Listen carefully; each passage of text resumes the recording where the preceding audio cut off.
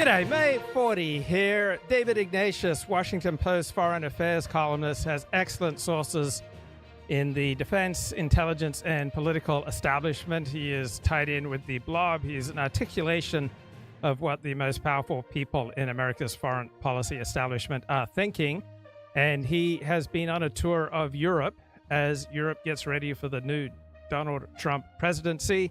And here he is in conversation with Charlie Rose. To our west, and in the middle is a Europe that is politically and economically fragile. So it's a moment where Europeans have decided. So it used to be that Europe had an economy as big as the United States. Now the U.S. economy is 50% bigger. Europe is smaller in overall economic strength. It's smaller in military strength. You have a rise of the powers of Northeast Asia.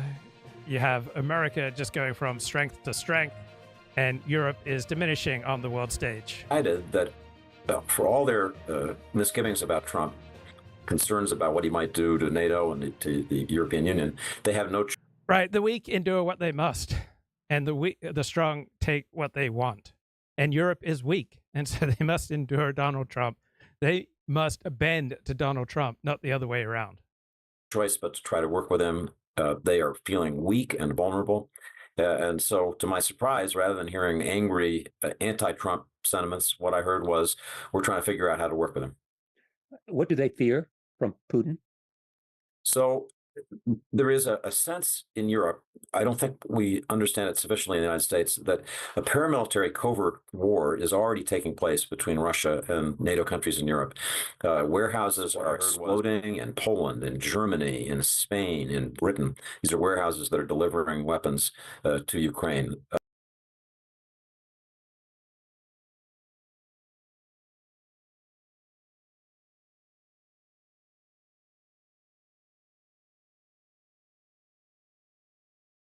A postal bomb was being sent by DHL couriers that might have exploded on an airplane in two separate instances. Extremely dangerous, traced to Russia. The head of Germany's largest weapons maker, Rheinmetall, is said to have been threatened with assassination as an attempt to intimidate him from supplying weapons to Ukraine. So one German military officer said to me during my trip, "We will be at war with Russia within 4 years." And he was then corrected by a German member of the Bundestag, the parliament, who said, "Nope, we're already at war with Russia." So they feel, Charlie, that a level completely unnecessary war. Right. This is the West's choice to get so closely aligned with Ukraine that Russia feels threatened and goes to war. If the West would simply stop and pull back from Ukraine, they wouldn't have this problem with Russia. Of Russian aggression is coming their way, for which they're not prepared, for which the United States is not prepared to help them. You back someone into a corner, they become aggressive, right? You back me into a corner. All right, I come out hard. So I remember reading this blog post from an Orthodox rabbi about 15 years ago, and he talked about the end of Jewish blogging. Because if you're a participant in the Jewish community and you write anything negative about the Jewish community, you'll get all sorts of annoying phone calls, and there'll be all sorts of communal pressure placed on you to shut down, to modify, and to tone down what you write. And I responded back, I've experienced that, but it hasn't toned me down. And the rabbi wrote back, yeah, but you fight back really hard. When people go after you, you fight back hard. And because you're not married and you don't have children, you're not vulnerable like normal people. And he was right. You back me into a corner and I fight back hard. Most people, you back them into a corner, and so that they feel like they're fighting for their survival, they're going to come back at you very hard. That's precisely what's happening with Russia. And it scares the heck out of them. And they feel that Putin is emboldened, A, because of his relationship with China, and B, No, it's not so much that Putin is emboldened, that you've backed him into a corner. He's in a desperate position as you keep marching NATO, a pro-West, pro-Europe, pro-America alliance. As you keep marching that alliance up to his borders, right? You're making his position increasingly desperate. When you get a successor to Putin, if Putin died today, the odds are over 95% that whoever succeeds Putin as Russia's leader will be even more aggressive in the waging of this war against Ukraine and the West. Right? Putin is probably the most moderate of all possible Russian leaders. Because he seems to have a reasonably good relationship with some of the BRIC countries as well. And I think their biggest fear is that Putin is emboldened because he thinks Trump, who wants to settle the Ukraine war on terms favorable to Russia, will open the way for further Russian aggression against other countries in Europe. It's an unusual situation.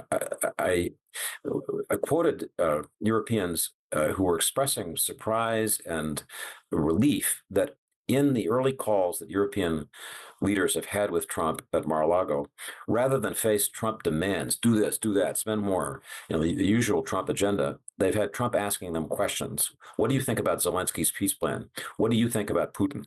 In other words, trying to begin to get ready for what he has announced is going to be an effort to settle the Ukraine war.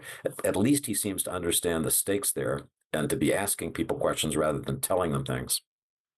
People look at this moment in history and they say it's the end of the post-World War II period. You agree with that? Yes, that period probably ended a while ago, but we're definitely in it. We're in a new period in which the rules of the game, the rules of the international order are being framed. We have a very destabilized American role. Our role as traditional leader of our alliances is. It's up for grabs. I think Trump is going to stay with the alliances we have in Europe and Asia, but I couldn't promise it. And as your Trump will stay with alliances if they are aligned with America's interests. If they're not aligned with America's interests, he will seek to realign the alliance or he will leave it. Europeans I talk to look at the United States. They just ask. It's like you've got a great job. All right. You get great pay, great working conditions. You're not terribly busy. You have a great deal of freedom.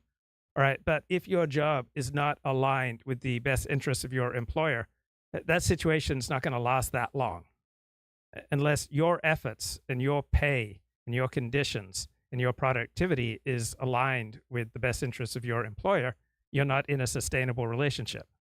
Ask me questions. Every time I gave a talk, I would have, a dozen, 15 questions, boom, boom, boom. People just kind of desperate to know, where's the United States going? And what do you tell them? Well, I tried to say, let's start with the basics of what I know about Donald Trump. That Donald Trump is a disruptor. We know that. He likes to kind of blow things apart. Did that in real estate, did that in his first term, so as to then move toward a favorable deal. And then the second thing, obviously, is that he's a deal maker. He only had one big deal during the first term, but it was a good one. There was the Abraham Accords between Israel and UAE and Bahrain, something I from the beginning thought was correct, and it's endured. And then the third thing I mentioned to people is that he's a man who just loves to be flattered. This lineup of people calling him at Mar-a-Lago. Guess what? All successful older men love to be acknowledged for what they've accomplished. They psychologically need more praise as they become less busy, as their lives become less hectic and stressful, right? What they want to come in to fill the gap is acknowledgement of all that they've accomplished as they move into the king stage of their life. If they have a high record of achievement, they want to be acknowledged and respected and treated with appropriate deference. So it's not like Donald Trump is just this huge outlier here, right? Ronald Reagan did not like to be regarded as a B movie actor. He also starred in some A-list movies, right? Ronald Reagan wanted to be acknowledged for all that he's achieved. Chuck Schumer, Senate Majority Leader for many years, he wants to be acknowledged for what he's achieved in life, right? Important and powerful older men all want, if not flattery, they want appropriate levels of respect, deference, and acknowledgement. Waiting, it's almost an imperial court waiting for the... Right. If you go start talking to Charlie Rose, the host of this show, or David Ignatius, they want to be treated with appropriate levels of respect, deference, and acknowledgement. If you go up and talk to them as an equal in their area of expertise, that's not going to work out real well. They're not going to be terribly interested in interacting with you. Yeah, you're equal in your humanity, you're equal in your standing before God, but in all likelihood, in terms of professional success and in terms of knowledge, you will very likely not be their equal, and you need to show by your words and your behavior and your actions, that you acknowledge the things that they have accomplished in life.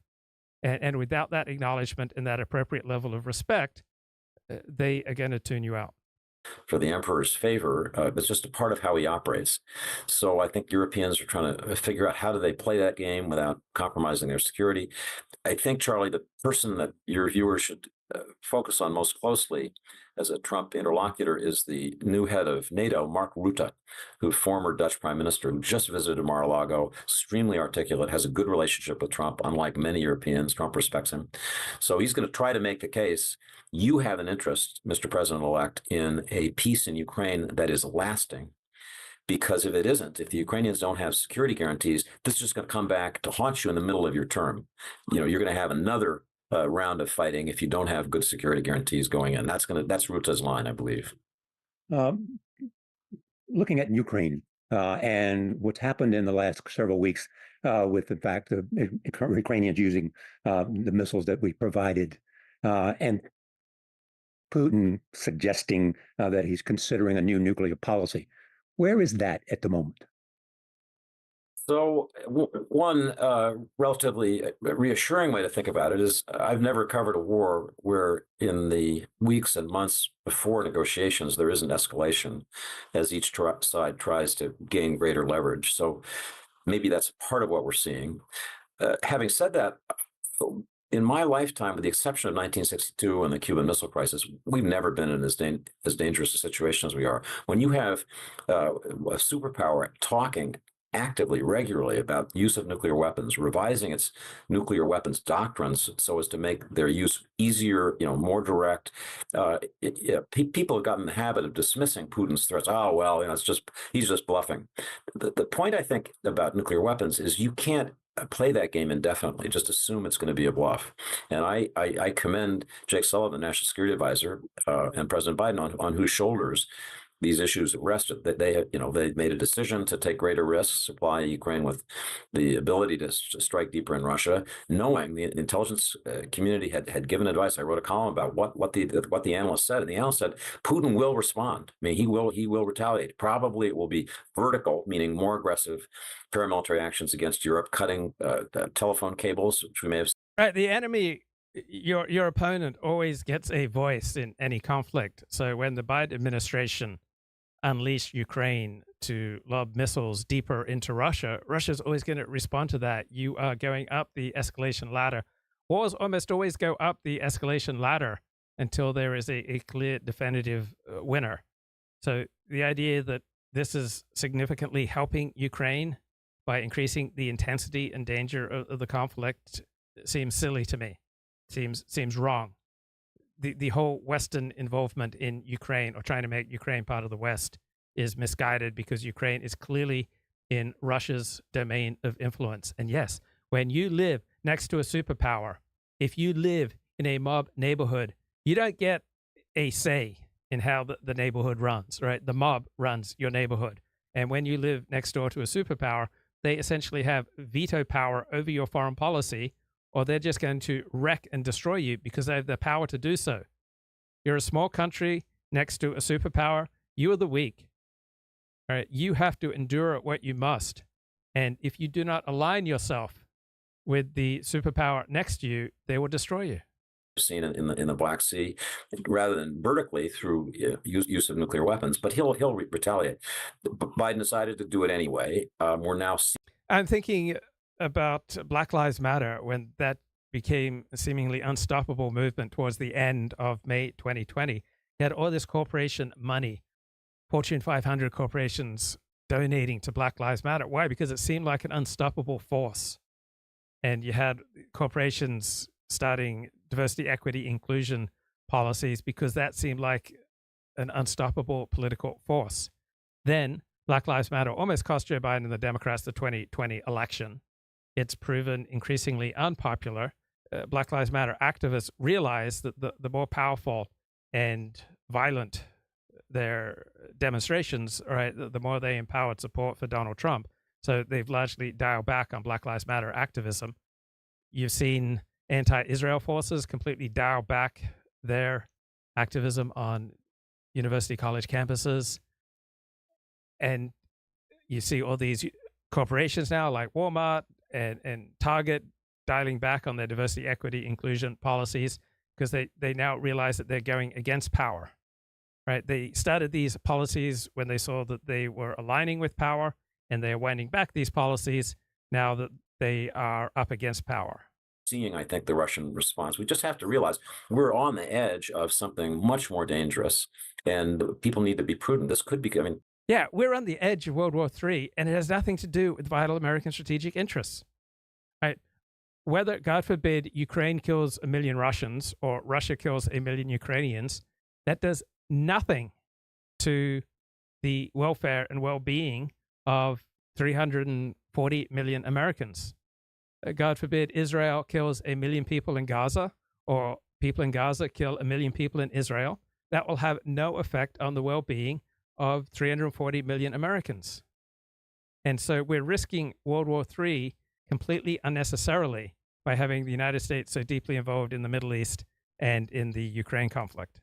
Trump said it through the campaign. He wasn't wrong. This could become World War III. That's not just right. There is a time when you dial up the intensity of your response if your vital interests are at stake. What's crazy about the Biden administration's foreign policy is that we have dramatically increased the odds of World War III. We have dramatically increased the odds of a nuclear exchange with our adversaries without any of our vital national strategic, national security, national economic interests being at stake, right? We have gone to the mat for things that have nothing to do with the interests of ordinary Americans. That's crazy. Trump rhetoric. It's real. The most dangerous period since the Cuban Missile Crisis. I think so. We have deliberately created the most dangerous period since the Cuban Missile Crisis for reasons that have absolutely nothing to do with the best interests of Americans. That's insane. And that's what the Biden administration foreign policy has done with, beautiful sounding rhetoric, but on the basis of strategically insane calculating. A superpower war. So, as I say, Charlie, we have to think when a superpower is threatening to use tactical nuclear weapons, and in the fall of 2022, our intelligence analysts, I'm told, said there was a 50-50 chance that Russia would use tactical nuclear weapons. This is October 2022. Right. We entered into a place where there was a 50% chance that Russia would use nuclear weapons. And we entered into this competition. We created this conflict for reasons that had nothing to do with the interests of Americans, right? It made life exciting for the foreign policy establishment. It made them feel like they were riding the white horse, that they were fighting for democracy. They had all sorts of idealistic reasons. They had all sorts of self-interested reasons. They get to feel important. They get to play the great game of geopolitics. But all this posturing and all this activism and all these weapons flowing into Ukraine created a situation where there was a 50% chance likelihood that Russia would use nuclear weapons, and we did this for reasons that had nothing to do with the interests of Americans. It was when the Russian lines were collapsing in Ukraine. They were on the edge. So, as I say, there's nothing like what we've been living through except 1962, but it's in slow motion. I don't think people pay attention. They don't understand that this is a crisis about that involves nuclear weapons, the possibility of nuclear warfare. I would note, to his credit, Trump does understand that. His line through the campaign was, we have too many wars and they're too dangerous and I'm going to solve them. You can make fun of a lot of things that Trump says and you can mistrust how he'll do them. But in that... It's stunning how this commonsensical understanding of the risks of nuclear war with Russia just doesn't much penetrate our news media. News media has overwhelmingly been behind and promoting war with Russia, support for Ukraine, and doesn't talk about how this has nothing to do with the interests of Americans. You would think that unnecessarily provoking Russia and creating a situation where there's a 50% chance that Russia will use nuclear weapons for reasons that have nothing to do with the best interests of Americans, you would think this would be a dominating news story, but it has perspective that receives any attention in our news media, because our news media, for various reasons, hates Russia because it sees Putin as affecting the 2016 election and swaying it to Donald Trump. And to whatever extent Russia did interfere with our elections, just like America has interfered with hundreds of elections abroad. Yes, Russia did interfere with our 2016 election, but it wasn't decisive. It wasn't an important part of Putin winning. But Democrats and the news media, who pretty much operate together hand in hand, blame Putin for Trump's victory in 2016, and they hate Putin because he's not down with LGBTQ identity. And for these petty reasons, right, they're all in on provoking war with Russia and doing everything we can to arm Ukraine, even though this is opposed to the interests of Americans. Statement. He was correct. There are too many wars, and they are too dangerous. What do you make of the relationship between Donald Trump and Vladimir Putin? So it's mysterious. There isn't a relationship between Vladimir Putin and Donald Trump, except mutual respect between the parties. But these are not buddies. These are not people who get together and shoot the breeze. In one way, it's two people who imagine themselves as big guys. They're the guys who are going to solve problems. They're tough. They don't care about the niceties of politics. They're realpolitik practitioners. I think the fear I have, I think the talk of Trump being some kind of secret Russian agent. I mean, if I was a Russian intelligence officer, the last person on the planet I would recruit is Donald Trump. My God, the guy couldn't keep a secret for 5 minutes. But I do think this quality that Trump has, where he likes to be flattered, he likes to be in the center, he is a disruptor, has led him into for many, many years, a position of advocating greater closeness, greater contact with a Russia that becomes ever more aggressive and destabilizing. And I think that's the part that worries me. He imagines, I think most analysts who look at Putin see a genuinely threatening figure who could make the lives of Europeans and Americans different, for decades if he succeeds in Ukraine. Yeah, you back anyone into a corner and they will emerge fighting and spitting like a tiger. Trump doesn't seem to understand that. I don't know why. What does succeed in Ukraine mean for Vladimir Putin? So he didn't get to Kyiv. He wanted to topple. What succeed in Ukraine means that he is going to annex those parts of Ukraine that feel more aligned with Russia than the West. And that's probably for the good. So Russia doesn't even have the troops to conquer all of Ukraine, let alone move on from that to Poland. But it would make sense that those parts of Ukraine, the eastern parts of Ukraine, where the population feels more at ease, more attached to Russia than it does with the West, it would make sense that these 6 oblasts in the east of Ukraine become part of the Russian Empire. And then those parts of Ukraine that feel more aligned with Europe, right, they will form a separate nation state.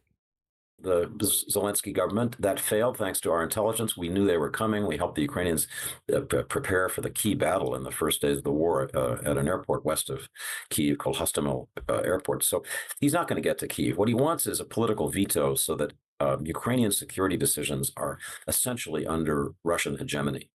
He wants to keep. I mean, this, in a sense, this is a war, Charlie, about whether Ukraine will become European. We go back to Maidan and the Maidan protests. Those were about the desire of Ukraine to begin. Parts of Ukraine want to be European. Other parts of Ukraine, the eastern parts of Ukraine, feel more at home with Russia. There are different parts of Ukraine, just like there are different parts of America. Process of accession to the EU, and it was intolerable to Russia. Russia seized Crimea covertly. Russia, invaded the Donbass. Thou shalt not. You will. How dare you become European? But as I've made 5 visits to Ukraine since the war began, every time I see deeper passion from the Ukrainian people to have a European future, and that's what the bargaining over how this war ends should be about: protecting Ukraine in whatever geographical dimensions it exists, protecting Ukraine to. Yeah, some Ukrainians are passionate about being connected to Europe. Other Ukrainians are passionate about being connected to Russia. So those Ukrainians, particularly those in eastern Ukraine who want to align with Russia, they don't get much respect from the news media. So when Ukrainians in 2014 overthrew a democratically elected pro-Russian leader, right, this was celebrated in the West as a victory for democracy. But this was an overthrow of a democratically elected president of Ukraine. A considerable part of the Ukrainian population prefers an alliance with Russia than it does with Europe. And their preferences, their hero system is no less valid than those of Western Ukrainians who want to ally with Europe. Be the European state that its people dream of, because that's what all those people have died for, is to have a European future outside of Russian dictation. Does that include membership in NATO? No small power living next to a superpower gets to dictate its own foreign policy. It's not true for Mexico. It's not true for Latin America. It's not true for Canada. It's not true for countries next to China. And it's not true for the small countries next to Russia. I'd like to see NATO extend an invitation to Ukraine subject to the end of the war. You can't. This would be an absolute disaster. It's such a crazy idea. I'm just going to fast forward through it. Why on earth would Russia be at ease with NATO marching up to its borders? In my last visit to Kyiv in October, I wrote that Ukraine was bleeding out. This is Russia's plan. If Ukraine wants to be part of Europe, then Russia plans to just smash Ukraine. And that's exactly what it's doing. To visit a hospital with so many of the amputees, the wounded in these terrible battles. And it struck home to me. A small power next to a big power that tries to go its own way in foreign policy is going to get smashed. Right? This is a deliberate choice on the part of pro-Western Ukrainians and Ukrainian leadership to ignore Russia's directives, to defy Russia, and now they're paying the price for their own stupidity. The enormous loss that Ukraine has had. There's this year, for the first time, some real political fragmentation. There was unity under Zelensky in the first 2 years of the war. That's really begun to fray. There's a lot of jockeying for position.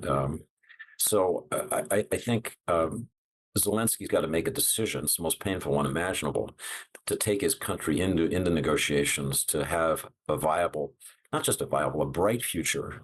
As I say, as a European country, as the place that everybody's fought and died to create. That's what he's got to do, and I think he's probably ready. You do? You think he's ready? Simply because, I think he's ready to begin it. The Russian people are beginning to feel the war, as well as the kind of consequences that Ukrainians have paid. So many positive changes in the culture. We're seeing the death of DEI in many of our largest corporations, and also in many of our largest universities. Inclusion, or otherwise known as DEI policies. One headline: America's largest and most expensive DEI program is about to go up in flames. The University of Michigan's Board of Regents has reportedly asked UM's president to defund or restructure the DEI office amid growing criticism and public pressure, despite UM investing $250 million into DEI since 2016. Students and faculty have reported a deteriorating campus climate since the program began. Walmart is the latest major company ditching DEI initiatives. It joins a list that includes Starbucks, Ford, Google, Lyft, Wayfair, and many more. Jason Chaffetz with this. Diversity, equity, inclusion has cost a lot of people their jobs, and there are not the justifications in order to do this. People don't want to go to Walmart or Target or any of these mass market retailers and have their kids exposed to things that are really surprising and shocking to them and their family values. We were on the brink of a recession and they have money to spend on DEI. That just seems ridiculous. It's not just ridiculous, but it institutionalized racism, which is the very thing that they said they were trying to fight against. I think the election of Donald Trump means the slow death to identity politics, and that includes DE&I programs. It can't come soon enough. We have to go back to a place in which we stop judging people solely on the basis of some identity and make these massive assumptions about them. Let's go back to when you actually have to qualify for a job. How about that? Exactly. All right. Well, thank you, Jason, for joining us, and thank you at home. All right, let's get back here to interview with David Ignatius. You could argue that we ought to help Ukraine just keep fighting, keep killing Russians, because it is paying a cost. That was the calculus of Joe Biden and his foreign policy team. They thought it was worth it to risk World War III for the destruction of Russia, to have the death of more and more Russian soldiers, that it's worth this gigantic risk of nuclear war for the end of an American competitor. Incredibly risky and stupid strategy. John Mearsheimer says it was 10 times, 20 times the blunder of our stupid and needless invasion of Iraq in 2003.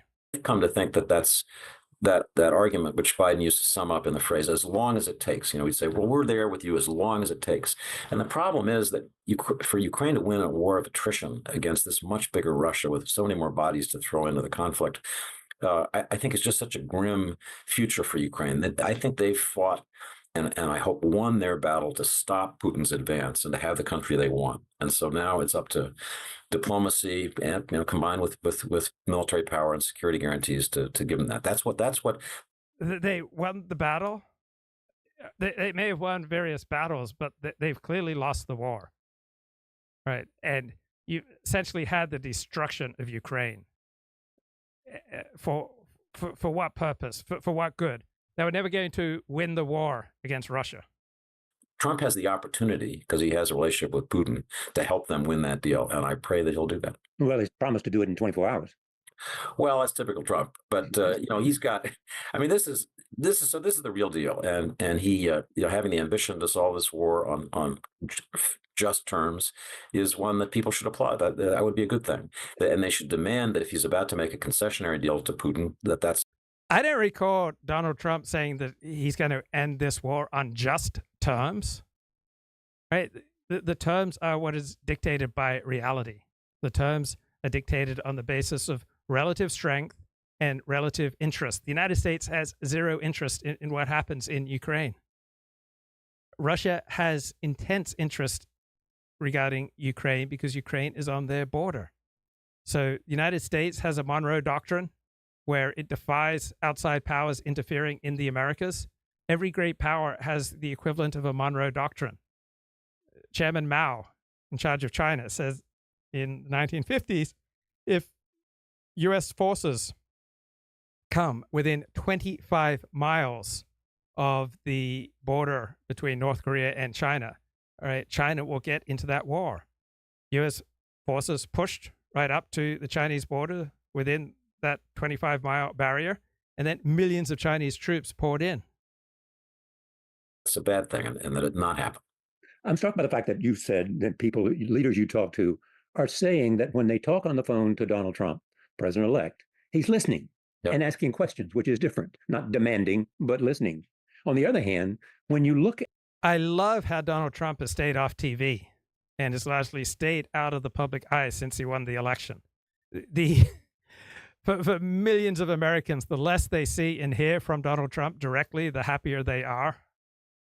At his appointees for defense, for director of national intelligence, at the CIA, as national security advisor, as secretary of state, there's some good and there's some bad there in terms of the kind of arguments. So Charlie Rose and David Ignatius here are speaking from the perspective of the American foreign policy establishment. And if you think that Marco Rubio is a good pick for the State Department, Marco Rubio has a long history as a highly interventionist neoconservative in foreign policy who has been bending over the past few years to Donald Trump's foreign policy. But his long history of interventionism from the perspective of America's foreign policy establishment that loves intervening all around the world, this is a good, solid pick. But for those Americans who don't want America in forever wars, such as Tulsi Gabbard, right? Marco Rubio, not such a great pick. Tulsi Gabbard, good pick. May be made to him.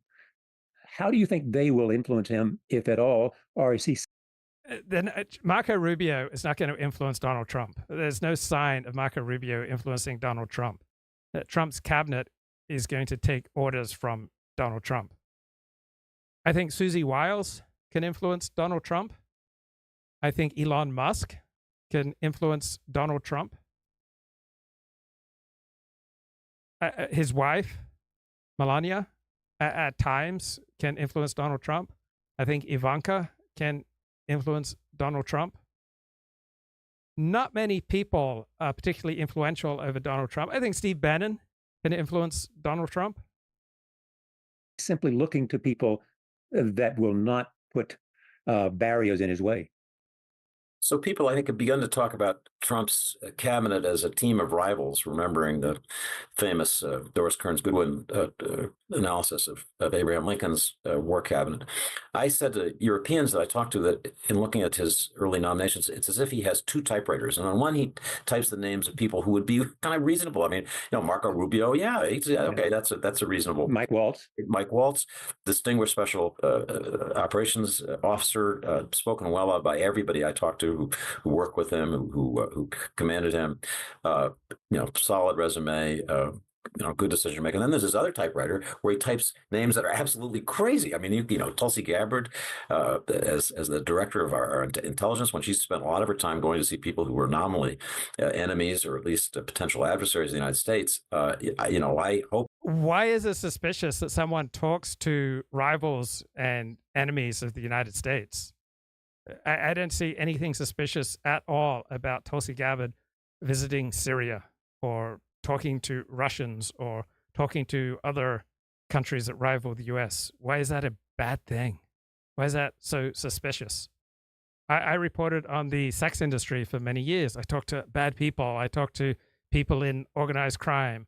I talked to people who were convicted felons because I wanted to understand that part of the world. Why is the desire to understand, the desire for truth, the desire to hear things from another point of view, why is that so suspicious? The FBI will take a careful role in reviewing her nomination, and we'll tell the Intelligence Committee, which has to make a judgment. Here's what we're finding, folks. I mean, the Intelligence Committees in the House and Senate now are pretty bipartisan. They take their job seriously, and if they review evidence that shows that Tulsi Gabbard simply isn't qualified, I think they'll take that seriously. Pete Hegseth, I think, is a potentially very destabilizing choice for Secretary of Defense. That's the biggest management job in the government in my books. It's the Pentagon. It's just an overwhelming challenge to manage it, and he has no experience that qualifies him for that.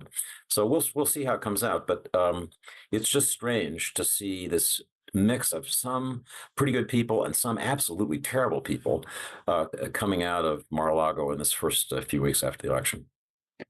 You've had an extraordinary exposure, experience, involvement in the Middle East, and we'll talk more about that when we talk about the novelist aspect of your own life and career. But where are we today?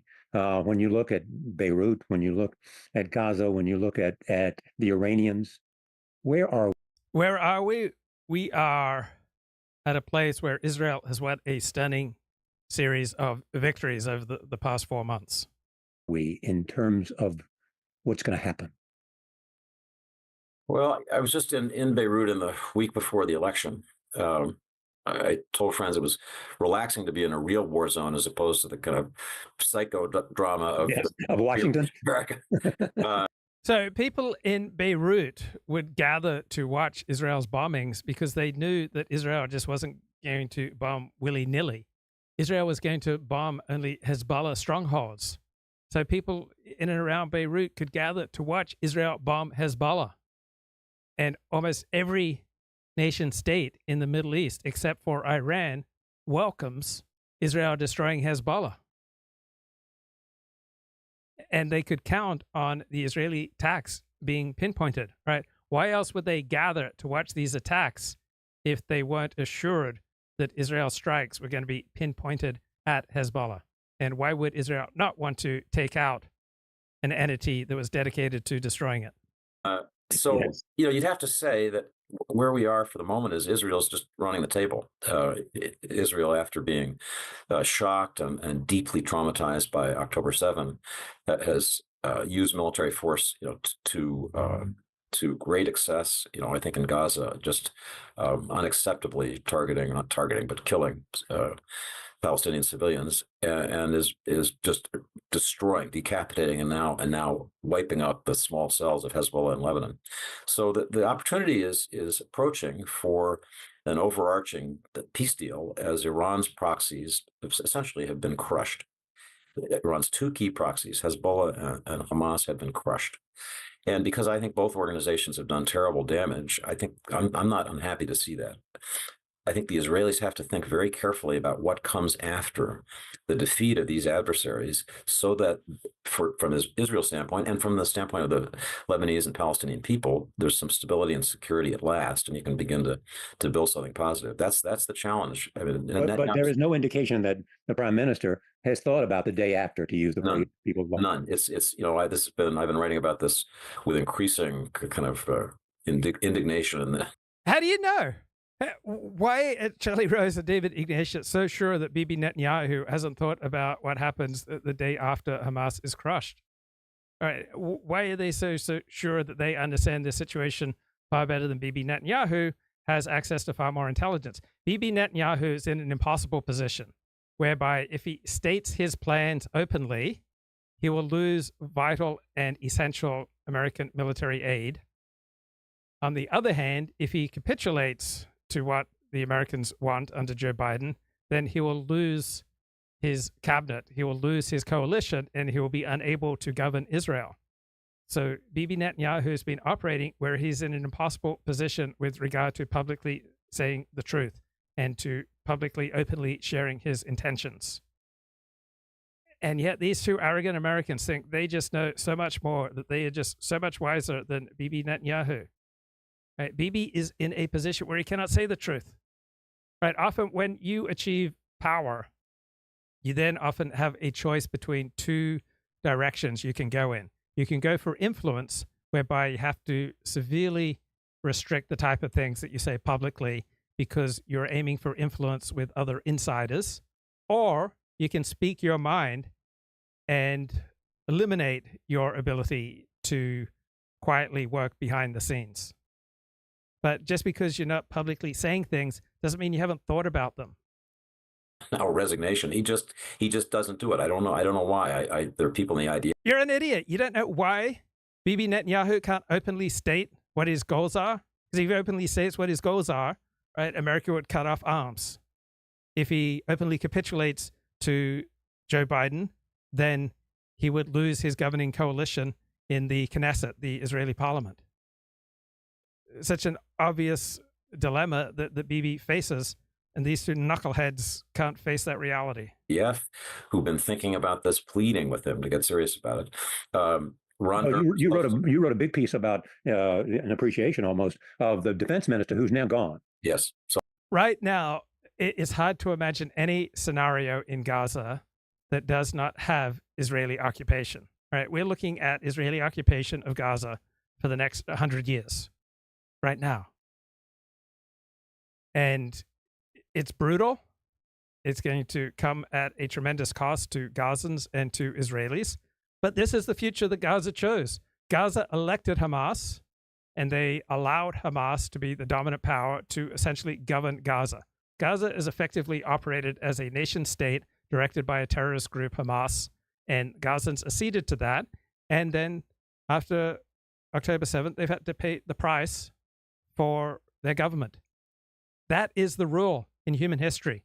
Civilians pay the price of what their government decides. That's just how the cookie crumbles, right? The political force that runs your country gets you into a war. You don't get to escape the consequences of that, right? This should simply be taken for granted. Your government invades another country, you will have to pay the price for that. So Gaza deliberately chose to go to war with Israel, to invade Israel, and virtually no nation state that borders other nation states maintains sufficient military strength at its borders to deter all possible invasion. The way that nation states deter invasion is that they threaten massive, overwhelming punishment if you dare invade. You could have a terrorist group in Mexico invade into San Diego right now. Right? 5,000 terrorists could cross the border and they could kill thousands of Americans. Now, the reason that terrorist groups don't do this out of Mexico and the Mexican government does not allow this is that they know that American retaliation will be awesome. And so when Hamas attacks Israel, it was inevitable that Israel would then respond by devastating Gaza. So I thought the defense minister, Yoav Gallant, was first rate.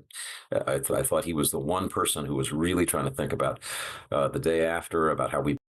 But what was so first rate about Yoav Gallant, right? The day after is indefinite Israeli occupation. And any dream of an alternative to that at this point is just a fantasy. Begin transition, how I mean, the IDF doesn't want to be fighting forever. It's time for wars to end. It's interesting, Charlie. You think about any war, one question that commanders have to ask is, how much is enough? What you want to. As long as you have an enemy capable of slaughtering your citizens, and Hamas right now doesn't seem capable of invading Israel and slaughtering its citizens, but if Israel takes its boot off Hamas's neck, it will quickly reassemble and quickly develop the ability to once again invade Israel. So Israel is stuck in an indefinite war against Hamas and against terrorists in Gaza, intent on slaughtering as many Israelis as possible. And those Jews who are actively anti-Zionist, so some are ideologically anti-Zionist, but they're not practically anti-Zionist. They're not doing anything to destabilize or diminish the Israeli government. But any Jew who is actively anti-Zionist is ideologically and in effect the same as Hamas, right? They want to facilitate, they essentially support the slaughter of Jews in Israel, because the only thing that stops the mass slaughter of Jews in Israel is the Israeli government. Devastate your adversary, but you don't want to continue the war forever. And Israel's right now at that point. It's almost as if Netanyahu doesn't want to end the wars, because then he has to enter the next chapter, which for him politically is going to be much more difficult. But, we are on the next chapter is just going to be so difficult. Bibi Netanyahu has been fighting. I can't imagine a more difficult position that he's been faced with for the past 13 months. Right. He is doing battle with a deep state. The leaders of the IDF and Israeli intelligence services and Israel's judicial system and his own attorney general are all doing everything they can to remove him from power. The elite in Israel have been doing everything they can to remove Bibi from power. The Biden administration and the Obama administration were doing everything they could to remove Bibi from power. And at the same time, he's been fighting on a seven front war. And you really think the next chapter is going to be more difficult than what he's been going through the last 13 months? I like what the chat says. Yoav Gallant is an American sock puppet. That's why he's so liked by these American establishment types. He simply says and does everything that they want. On the verge, I think, of 11. And maybe personally as well. Well, all this stuff. So I don't think that Netanyahu is continuing the wars so he can stay out of jail. But on the other side of now is political reckoning in Israel. This could be very damaging for his coalition. But his numbers are up. His numbers, of course they are, because he's winning. Everybody loves a winner. Can you imagine he's so emboldened that he'll come to the United States and say, I need your permission to go after Iran. Now is the time for regime change. So I certainly can imagine that. The problem, regime change, think about the Cold War and how long we fought the Cold War. And the Cold War was about regime change. Let's get rid of Soviet communism. It finally happened. There was regime change. Communism was eradicated. And that will happen eventually with, but they change, go ahead. With Iran. The question is whether you want to have Israeli or U.S. troops on the ground. You don't get regime change by bombing people.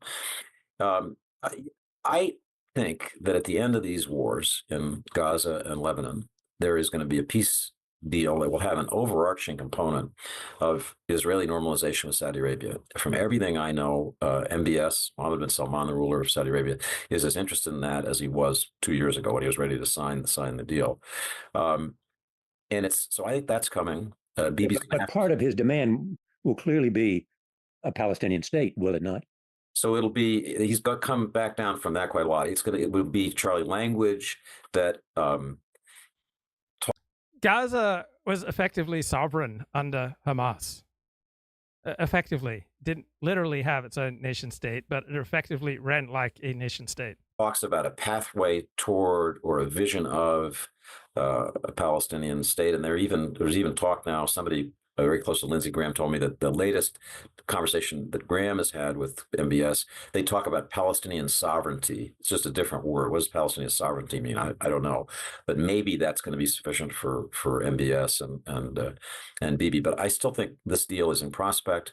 And then you'd have truly a unified region that is saying we don't want Iranian dictation at a time when Iran's key proxies have been defeated. So the final interesting question is whether Iran wants to get into this broad, overarching settlement with its own diplomacy. There's a lot of indications that the Iranians understand their weakness. There's been an extensive kind of détente between Iran and Saudi Arabia, between Iran and the UAE. There are, I believe, credible reports that Elon Musk went up to see the Iranian ambassador to the UN to talk about, do you want to play? I think he's acknowledged that, hasn't he? Or yes. not? Well, the Iranians have issued conflicting statements about it, but I think it's confirmed. But what it tells us is that this diplomatic moment is rich with possibility, that the Iranians who are on their back feet know that maybe this is the time when they should consider it. I mean, imagine if Donald Trump could say, Obama made this bad deal on Iran, this JCPOA agreement on the nuclear, but I'm making the good deal that will leave Israel truly secure. I mean, I think he lives for that, and so it's just his ego, right? Who wouldn't want to make some deals to make America safer and more prosperous in the world, right? I find this hilarious here from Reason magazine. Nick Gillespie, editor-at-large for Reason. So tell me the point where I find this particularly hilarious. Revolutions. Gurri published a book called The Revolt of the Public and the Crisis of Authority in the New Millennium, which analyzed how social media empowered ordinary people to resist control from above. And it also anticipated the rise of Donald Trump, French President Emmanuel Macron, and Brexit. I spoke with Gurri shortly after the 2024 election at the Reason Speakeasy. That's a monthly unscripted conversation in New York City with outspoken defenders of free thinking and heterodoxy. Okay, that's hilarious. Outspoken defenders of free thinking and heterodoxy. Reason magazine and its principal contributors are as politically correct as you can get on race. None of them deviate from any of the mandates on race, and race is one of the most obvious places where what is polite to say differs from truth. Truth is, different groups have different gifts. It's not a horrible thing to contemplate that the gifts of Ashkenazi Jews are different from the gifts of Sephardic Jews, and are different from the gifts of Mizrahi Jews, which are different from the gifts of Falashan Jews, which are different from the gifts of the Japanese. Right? Japanese and Chinese form different communities. There are some things in common that Japanese and Chinese communities in the United States have in common that distinguish them from average American communities. The gifts of West Africans are different from the gifts of East Africans. So recognizing that different groups have different gifts, right? No one in the Reason magazine circle will acknowledge this most obvious of facts. Matt Welch will argue, he's the editor of Reason, and he argues all groups just assimilate to American culture. Well, Africans have been in the United States for 400 years. They haven't assimilated to American culture on average. There are some places where they excel the average, and there are other places where they underperform the average. Japanese Americans, they haven't totally assimilated. There are all sorts of areas where Japanese Americans excel the performance of average Americans, right? They have more family stability, lower levels of criminality, higher educational attainment, higher living standards, higher wages, higher levels of income, higher levels of household wealth. But there aren't a ton of Japanese Americans in stand-up comedy or in the National Football League or the National Basketball Association. And so Reason magazine, they pride themselves as being this home of free thinkers and heterodox intellectuals. And yet on one of the most obvious parts of life that different groups have different gifts, right? They are completely mum. And yet they pride themselves on being free thinkers. In an age of intellectual conformity and groupthink, go to reason.com/events to get more. All right, you couldn't get more intellectual conformity and groupthink than Reason magazine intellectuals and the topic of race. More information on the recent speakeasy. I talked with Gurri about why he voted for Trump and why he's... And the Reason magazine are my friends, right? We socialized together. We're on friendly terms for many, many years. So I like these guys. I enjoy talking to these guys, but they are totally 100% conformist on all sorts of things. Cautiously optimistic about the next 4 years. Here is the recent interview with Martin Gurri.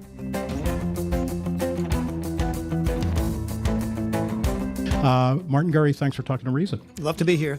All right. Great to have you guys. The authors never get to see their readers. Yeah. Thank you. Let's start with a column that you wrote for the Free Press a couple weeks before the election, where you said, hey, you know, I didn't vote in the previous 2 presidential elections when Trump was on the ballot, but screw it. I'm voting for Trump this time. And you said because, you know, the dividing line for you was that the Democrats and Kamala Harris were the party or people of control versus people who didn't want to be controlled. First, explain a little bit what you mean by that. Well, I mean, I think it's pretty intuitive. We've had a set of institutions run by a special kind of person, and the Democratic Party is sort of like a political embodiment. And they are not so much ideological as they are entitled. They want to be in charge. They think they have a mission.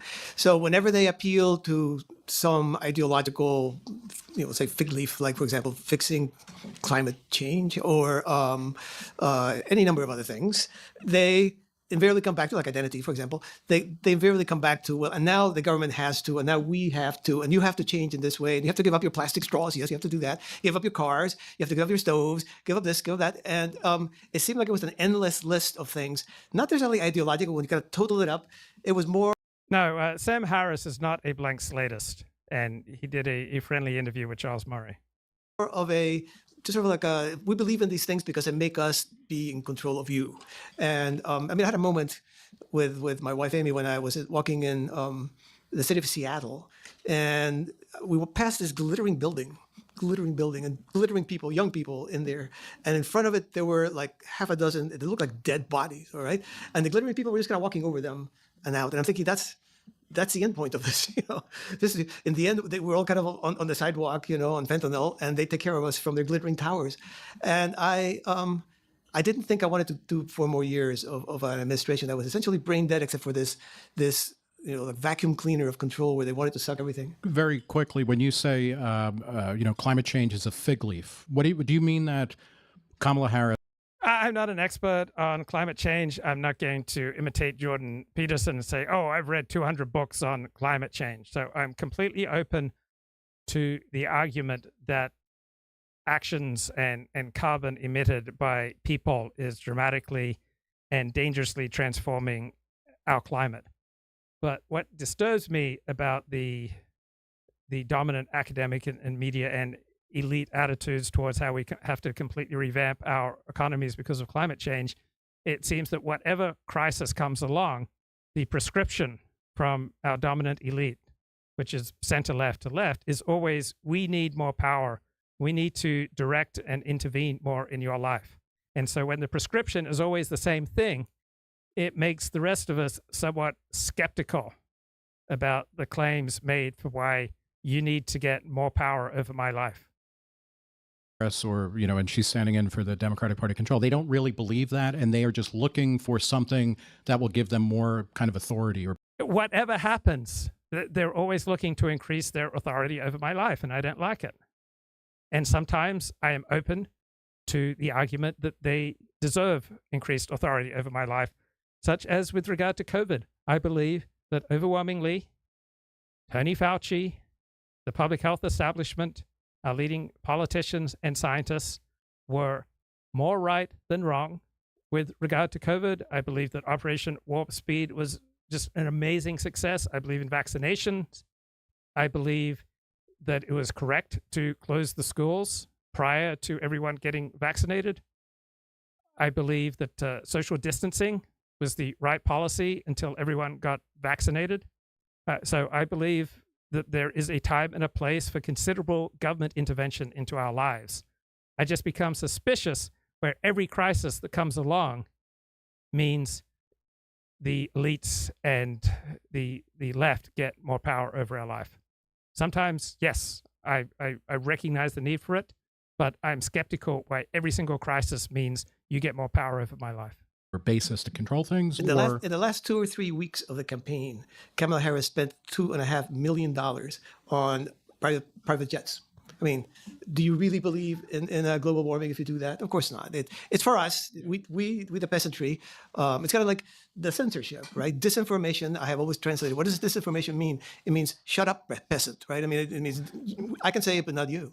So there was this whole structure that was being erected where one class could do and say, and the rest of us were like, no, we're silent, and we get, shamed or sometimes prosecuted if we broke ranks. And I don't mind if people aren't rebels, right? I don't regard free thinker as just the most awesome category. It's just so incredibly obnoxious when this recent magazine crowd claims to be for free thinking, when they're just so incredibly conformist on all sorts of obvious topics where what is true and real as we experience life is completely different from the dominant orthodoxy. So if you simply abstain from claiming virtues that you don't have, then I don't have any negative reaction against you, right? I don't stand up here and proclaim that I'm an expert on climate change. I don't think I stand up here and proclaim I'm an expert on anything. I don't proclaim I am an expert on Orthodox Judaism, right? My Hebrew is very poor. Don't take my word for translation of this biblical verse or this Talmudic passage, right? There are millions of Jews in the world who know more about Torah and the Talmud than I do. So I don't think I proclaim myself an expert on foreign policy. I don't think I proclaim myself an expert on anything. I don't stand before you as a moral exemplar. I don't stand before you claiming to have lived a life of particular virtue and integrity. And I don't pretend that I have prescriptions for most of the problems in America today. I'm a bloke, deeply flawed bloke, who has some good questions and some useful insights in some areas of life that I can bring you selections of the most important information that crosses my mind that I think might be useful to you. And so I think I abstain from overstating my credentials, overstating my expertise, overstating my level of knowledge, overstating my intelligence. I don't think you hear me claiming to be a genius, right? I think I have an IQ little above average, right? About a standard deviation. I'm in the neighborhood of 120 IQ, right? I'm far from a genius. And so I'm just a bloke from regional Australia, sharing some insights, sharing some selections of things I hear. I'm not standing up here as a bastion of anything. I didn't want it to go on for the 4 years. So you, in that article, you talked about, they're agents of control, which now sounds like Get Smart, right? That was control versus chaos, right? Which is, and then you said that the Republican Party and Trump or they're agents of chaos. What do you mean by that? Because a lot of people would say, well, Trump, and if not Trump, Republican governors want to control women's ability to get abortions. They want to dictate, what gets taught or what doesn't get taught in public schools. How are they chaotic? Well, I mean, I think every political entity, to some degree, wants to manage and control a certain set of social and political decisions. But I think there's no comparison. I think there's no comparison between the two sides. And if you put Trump in the balance, who the heck knows what he believes in, right? I mean, Trump is truly an agent of chaos. I think he a remarkable. I mean, it now turns out one of the most salient historical figures in our history. I think certainly the 21st century. But he has that wherever he is, chaos follows, whether it's intentional or unintentional. I think it's intentional. I can give you my explanation for it if you want. Sure. Yeah. I mean, I think people accuse him of power, which is what I accuse the other side of, right? The will to power is what I see that tremendous Borg of institutional elites. He is just, he runs on attention. So the more, and if you read his book, the art of the deal, he says it outright. And if you've read his book, you've done more than he has, right? Because he certainly didn't write it, and he almost certainly didn't read it. No, he did not write it. Yeah. But if you Yeah, Nick Gillespie slides in with a large number of snide remarks about Donald Trump that I don't think are helpful. Right? The art of the deal does reflect Donald Trump. Read it, it's his voice. He clearly dictated to a very good ghostwriter who captured the style, right? The rambly style. He calls it the weave, by the way. Right. The weave, Yeah, and he goes on some really weird weaves. I mean, incomprehensible. It's incomprehensible. So it's about, he sows chaos. I think it's a great thing that Donald Trump feels comfortable just weaving, just speaking extemporaneously, just dumping whatever's on his mind and what he fears, what he loves, what excites him. In many ways, Donald Trump is the most honest politician we've ever had, along with being the biggest liar that we've ever had as an American president. Chaos by drawing attention is always coming to him. No, he draws attention by sowing chaos, conflict. There is no better way to get attention than to start conflict, make a noise, break something. Everybody turns and looks at you. He lives to be the man that in every room, all the eyes are turned towards. Now, we could talk about it because that seems to have changed a little bit, because you can't be friends with Elon Musk if you want that, because the eyes of the room are not going to be on him. Right. Well, Donald Trump has not made any public appearances since the election. Right. So if he thrives on being on TV, he has stepped away from the limelight for the past 3 weeks. And it's probably helped make him incredibly effective. I mean, how does that play out in politics, though, in terms of do we want a chaotic presence as president? Or, is that a different form of control? Because now we're all looking at Trump, we're all following Trump, we're all thinking about what he's thinking. Chaos and control are two very different things. And what do we want? Well, I would love to have Thomas Jefferson in the White House, right? Do we have one like that now? No, I don't think so. So I would settle for George Jefferson in the White House. Me too. Some may boo, some may applaud. I mean, that's what's different now. What's different now is in 2016, he won essentially an electoral contest. In 2024, he stands kind of on the verge, of the vanguard of this potentially huge cultural shift. And he has all these people around him that are really cats and dogs, that all they have in common is they're dissidents.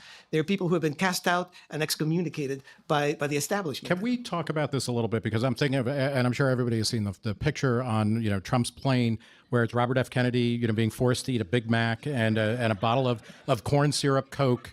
And Elon Musk is, mugging for the camera. And I think Mike. All right, just because you hold up a Big Mac, or even if you occasionally eat at McDonald's, doesn't mean you're a hypocrite. Right? An occasional meal at McDonald's is not going to significantly hurt your health. Doesn't make you a bad man. Johnson is acting like the flight attendant or something. But what does it mean to say when we talk about them as dissidents? Because you have the richest man in the world, a billionaire. They dissent from the ruling center-left elite institutional consensus. That's what it means that they're dissidents. Second-term president, the scion of what passes as the only, a political dynasty anybody really gives a shit about. How are these people dissidents exactly? How are they not establishment figures in some way? They were, of course. But as I said before, the establishment has the sense of control, and to be controlled, it's an enormously. That's been kind of fascinating for me to watch how, basically, the public sphere became more and more conformist. You could say less and less that was outside the boundaries of, and if you wanted to talk about a certain subject, you started talking in kind of roundabout words and whatnot. And these people, I mean, Elon Musk, good grief. And then, I think RFK is just eccentric. Tulsi Gabbard, that's probably the CIA analyst. I think Tulsi Gabbard is. Okay, so remember before Israel directed its rain of fire on Hezbollah, the news media for years was full of stories about Hezbollah would flatten Israeli cities. And I believed the news media when they told me for years that Hezbollah had the power to flatten Tel Aviv and Jerusalem. And then I listened to a report from one of those Christian YouTube channels that has a bureau in Jerusalem. And it talked about the limited ability of Hezbollah and Iran to damage Israel through missiles. And it turned out that this fringe Christian report that I listened to from a YouTube video was far more accurate about Hezbollah and Iran's capabilities of hurting Israel compared to everything that I had read in the New York Times and the New Yorker and the elite news media. And now Israel has absolutely flattened Hezbollah. Suffered the most significant setback in its 40-year-plus history. And I think it and Iran will respond in a cautious rather than provocative manner, at least for the near term. But I go back to the previous words, compliance and enforcement. That's what it's all about. Now, thousands of people are returning to southern Lebanon after the ceasefire between Israel and Hezbollah. The Israeli government spokesperson David Mencer warned Hezbollah that Israel will respond forcefully to any violation of this agreement. The agreement in Lebanon came into effect this morning. From Israel's perspective, we certainly will adhere to the agreement, as the Prime Minister has made very. So this is the YouTube channel Times Radio, and it's become one of my favorite sources, even though it's overwhelmingly the voice of the establishment. But they have a wide variety of voices from the establishment. Times Radio. Clear, the length of the ceasefire depends on what happens in Lebanon. We will adhere to the agreement, but we will also enforcement. The key is enforcement. That's where these agreements have fallen in the past, enforcement. We will respond forcefully to any violation. With the US's full understanding, Israel maintains full freedom of military action. So if Hezbollah violates the agreement and tries to again rearm itself, we will defend ourselves. That is the Israeli government spokesperson David Mencer. Well, as I speak, that ceasefire is holding, and so many people are going back to their homes in southern Lebanon. Will it hold, though? Will it continue to hold? And what impact will it have on the wider conflict in the region? David Satterfield is an American diplomat who has served extensively in the Middle East, including as US ambassador to Turkey and Lebanon. He was most recently special envoy for Middle East humanitarian issues between October of 2023 and April of this year. David Satterfield, good afternoon from us in London. Do you think this is a pretty significant achievement, this ceasefire deal, and are you confident it will hold? It is a very significant achievement, both for the people of Israel as well as for the people of Lebanon. Can it hold? The answer is yes, it certainly can. And I'll put a note of optimism, but cautious optimism, into this. It can hold if Hezbollah does not attempt, as it has done in the past, to violate the terms of the agreement and to rearm and to move forces south of the Litani River.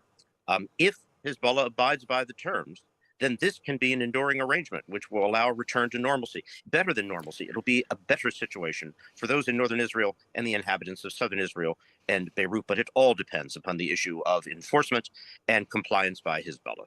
Now, who do you credit with getting this agreement? And let's hope, by the way, that it does hold. Is it the Biden administration? Is it Antony Blinken? Or is it the threat of Donald Trump? What is it? It is, of course, the Biden administration. It is the tireless efforts over many, many months by a special envoy, Amos Hochstein. It is the efforts by Secretary Blinken, by the president himself, engaging with the leaders on all sides. They deserve the credit for this. I cannot speculate on impact of administrations to be or the results of the last election, but I will say this as a diplomat who has engaged on these issues exactly. It is this administration's efforts, tireless efforts, and the consequence of the Israeli actions taken on the ground, the kinetic actions, the dismantlement of the Hezbollah terrorist leadership, the kinetic actions to uproot and destroy Hezbollah's military forces in the south along the northern Israeli border. Those are the factors responsible here. But Hezbollah, you're right, obviously, to point to the fact that the leadership has gone. Mossad certainly made many would say, an incredibly efficient job of that. That was quite the operation. But they will regroup. They haven't really gone away, have they? And presumably they will also rearm. Well, let's look at the difference here, because I think it's valuable, between the situation in Lebanon and this ceasefire and the still elusive ceasefire in Gaza, the situation there. The difference always has been that the goals in Lebanon were extremely finite, defined, and achievable. It was not the elimination of Hezbollah, terrorist organization that it is, or indeed its complete disarmament.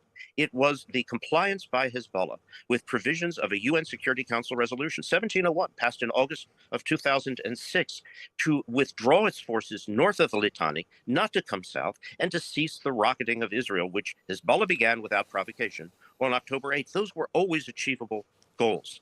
Will Hezbollah attempt to increase its armaments? I have no doubt there will be an effort in that direction. But there will be consequences if that happens.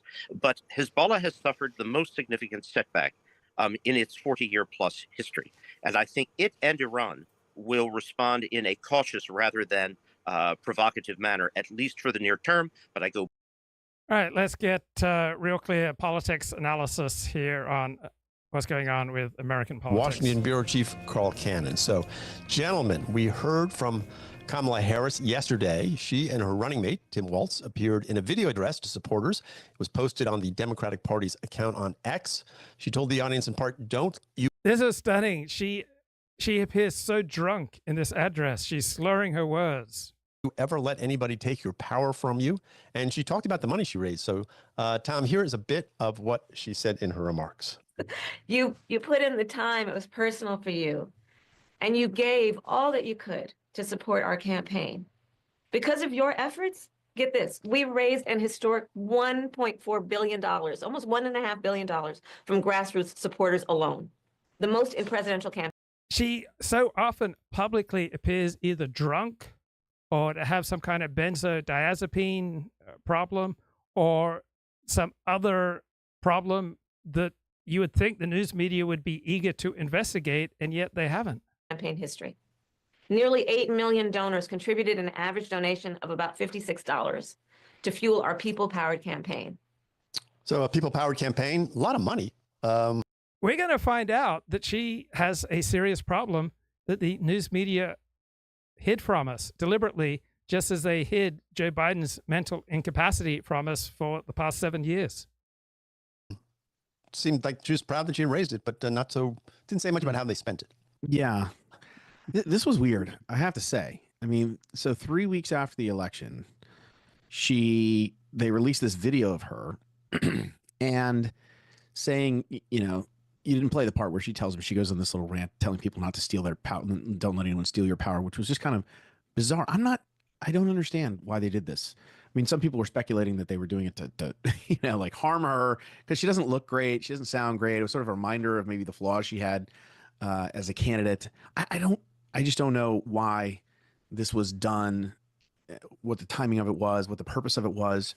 So yeah, look, it's great she raised $1.4 billion, but people are still A, scrutinizing that spending, and B, trying to figure out exactly why she didn't get it done. And so I just don't, it was just a weird deal. It was, she said they raised the $1.4 billion from grassroots supporters. I kind of may want to check her work on that, but that $1.4 billion, they spent almost all of it in 7 states and lost every one of those states. You think that she maybe want to shy away from that? It'd be like if the Cleveland Browns were boasting about all the money they spent on Deshaun Watson. I mean, it's supposed to be a results-oriented business. You know, I didn't get that part of it really. Did you get any of it? Like, why did they do this? You know what, Tom? I watched that. You watched the whole thing. I couldn't. After a while, it became too painful for me to watch. I felt bad for them, and here's why. I don't like listening to politicians. Like, I would not choose to listen to a Donald Trump address or interview on almost any occasion. There was no way that I was going to listen to a 3-hour Donald Trump interview with Joe Rogan. No politician am I particularly interested in hearing from. But Kamala Harris was one of the rare politicians who was so inane that it was painful to listen to her. When you listen to Barack Obama, it kind of made you feel good. It was numbing. It was like an opiate. You would feel checked out in a pleasant haze. But with Kamala Harris, it was like a dentist drilling into your gums without any Novocaine. It's hard to lose a campaign, and the people, they compare it to a death. You know, there's that famous story of Walter Mondale asking George McGovern, you know, how long it took him to get over his defeat. Mondale and McGovern both each carried one state in 1972 and 1984, respectively. McGovern said to Mondale, "This is 1985. Well, I'll let you know, Fritz. I'll let you know." In other words, he still wasn't over it. And so both George McGovern and Jimmy Carter both put the moves on Connie Chung, according to Connie Chung, in her new memoir, which is a good read. Try to be charitable, especially at this time of the year. But I do think that I share your... Being charitable is a wonderful quality. Telling the truth is a wonderful quality. And there are times when it's more important to be charitable, such as when dealing with people in your friendship circle, your family, your co-workers. But if you're going to be publicly commenting on politics or anything in the public sphere and you're a commentator, it's far more important to tell the truth than to be charitable. I share your view, Tom, that it was hard to understand what they were going for. What did you think, Andy? Well, I'm just saying what Vanity Fair said. Vanity Fair said it was an upbeat address, but light on self-reflection. I think that was a kind way to put it. That was about the best thing I could find. I mean, this thing got just torn to shreds. It did get shredded. It was panned on social media? Yeah, it was pretty bad. So someone did. Why did it get shredded? Because it wasn't that different from all sorts of things that Kamala had said in the past. It got shredded because she lost and she was no longer competing. So as long as she was the one going up against Donald Trump, the mainstream media was highly reluctant to shred her. This version where they put they photoshopped a bottle of Hennessy in her hand while she's like pointing. It's pretty humorous, actually. That. When we convert to video, we may be able to see some of that sort of thing. But I thought two things. One was that it reminded me of the problem during the campaign in that when they keep her under wraps for so long, anything she comes, when she pops up, it becomes a big deal. So this was the first time we've seen her since the 3 weeks. So of course it was a big deal. Everybody focused on it. And as a result, the bar is pretty high. And she almost every time, it seems to me, sort of fell short of expectations. The second thing, again, I'm just a late television producer. And Tim Walz, who led the thing, is sitting behind a desk. He looks like he's giving the response to a state of address. I mean, he looks very much like a governor. She's in what looks like a hotel room with kind of a drape behind her and a flag sort of pushed in the corner. Just in terms of execution, I think she could have been better served by her producers, but that's my point of view. Another thing that happened yesterday was these 4 top advisors appeared on. Kamala Harris has a long track record of treating the people who work for her badly. So is it surprising that the people who work for her will now take delight in humbling her? From the campaign on Pod Save America to dissect the campaign. David Plouffe was there, and he talked about their internal polling, Tom. This caught my eye, and how it differed from the public polls that showed Harris with the lead. So here's a little bit of Plouffe. I mean, I think it surprised people because there was these public polls that came out in late September, early October, showing us with leads that we never saw. I mean, it was just basically a race that in the battlegrounds was 46-47, 47-48. So that's not. The news media did such a dereliction of duty in that, to the best of my knowledge, they never spelled out the important differences between public polls and private polls. Private polls are much more thorough, much more exact, much more precise, much more expensive, right? The differences are night and day. And yet I don't recall ever seeing any major media elucidate these essential differences between public polls and private polls. Private polls for a year prior to the election showed Donald Trump in a commanding position to win. You would think that that would be an important news story in the year prior to the election, but the news media told us up to election day that this was a 50-50 race. It was not a 50-50 race. The evidence from private polls was overwhelming that Donald Trump was in a commanding position to win. The evidence from the early vote was overwhelming that Donald Trump was in a commanding position to win. And yet the news media just ignored these obvious points and kept telling us it was a 50-50 race. Where we started behind. She was able to climb out. I think even after the debate, we might have gained, 0.51. It wasn't a race that moved a lot. So Tom, what do you make of that? I mean, why isn't it an important story that Kamala Harris seems to have a real drinking problem? The news media never brought that up, right? That she so often appears inebriated in public. So the careful critical discourse, which is mandated once you get that elite university education, there are many advantages to speaking in a careful way. But if the care that you use in the way you speak consistently obscures vital truths, such as Joe Biden is senile and Kamala Harris sounds drunk, then careful critical discourse is also stultifying, stilted, lying discourse, which is not doing you a favor. Comparing their internal polls to the external polls, I thought that was kind of revealing. It is, and it is getting a lot of attention, raising a lot of eyebrows because, clearly there were a host of polls that showed her ahead of Trump, certainly nationally, but also in some of these swing states. And he's right, they started behind. There's no question. When Biden left the race, he was trailing. When Harris took over, they were still behind. But it very quickly became a, sort of a dead heat race. And then she went ahead nationally. And I think it points to this idea that polls are, that there is this idea that polls are used as by some organizations and outlets as a tool, right, to create narratives and craft narratives, as opposed to being a true reflection of where this race stands. Now, if you look at our battleground state averages, we did have it basically a tie race for all of September, basically with Harris up maybe 0.2 of 1 point. That's an average of the 7 battleground states. But yeah. So on the right, there were many stupid analyses of the election, such as where are the missing 20 million votes. Well, there were votes still to be counted. So right now, Donald Trump had 50% of the overall vote total. Right, he accumulated about 77 million votes, and Kamala Harris accumulated 74.5 million votes. Right, once you get the votes counted on the West Coast, there aren't these missing 20 million votes. So in the key battleground states, Kamala Harris had about as large a turnout as Joe Biden. It's just in states where it was obvious who was going to win, you had a lower turnout in 2024 compared to 2020.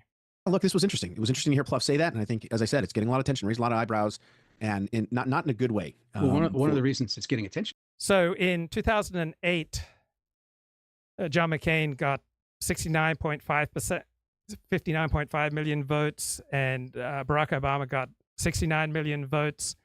In 2012, Barack Obama got about 65 million votes. Mitt Romney got 60.5 million votes. Then in 2016, Donald Trump got about 61.5 million votes, and Hillary Clinton got 65.8 million votes. And then in 2020, Donald Trump got 77 million votes, and Joe Biden got 81 million votes. As you had Simon Rosenberg and some liberals and Democrats and some news outlets that are lean Democrat who were basically saying that these other polls, the polls that turned out to be accurate, were wrong. And they criticized these Republican polls or polls that they thought were Republican leaning. They criticized us, RCP, for including them in our average. The only thing that was off. So public polls and private polls, it's like comparing AA baseball to the major leagues. And so if you have information to insiders who have the private poll data, right, that is just infinitely superior to the public polling data. Off was, and Pluck is saying basically that those polls like Atlas, that's where he had it too. The only polls that were off were like the New York Times, CNN, Des Moines Register. There are a lot of baseball players who can hit 300 in AA baseball and AAA baseball, but they simply can't hit a major league curveball. Right? The number of people who can hit a major league curveball is quite low. So talking about a baseball player who can hit 350 in single A baseball and 300 in AA and 285 in AAA, but he can't really handle a major league curveball, it doesn't help you to be told that he hit 350 in single A baseball. I went to high school with Jeff Blauser. Right? Jeff Blauser was a major league baseball player for the Atlanta Braves. He was an all-star, and he hit about 350, I think, in high school. He wasn't just a huge standout. He was a good player, but nobody expected he was a future major league all-star player. But he had the rare ability to field shortstop and hit a major league curveball. And so that he hit 350 in high school, it doesn't really matter that much if you hit 350 in high school or 450 in high school. Can you or can you not hit a major league curveball? Right? That will distinguish whether or not you can make it in the major leagues. Public polls simply don't get the financing, don't get the expenditure, and therefore don't get the exact nature of what's going on in the electorate when compared to private polls. These liberal outlets and their polling. And I think that's something we should. It has nothing to do with a liberal public poll versus a conservative public poll.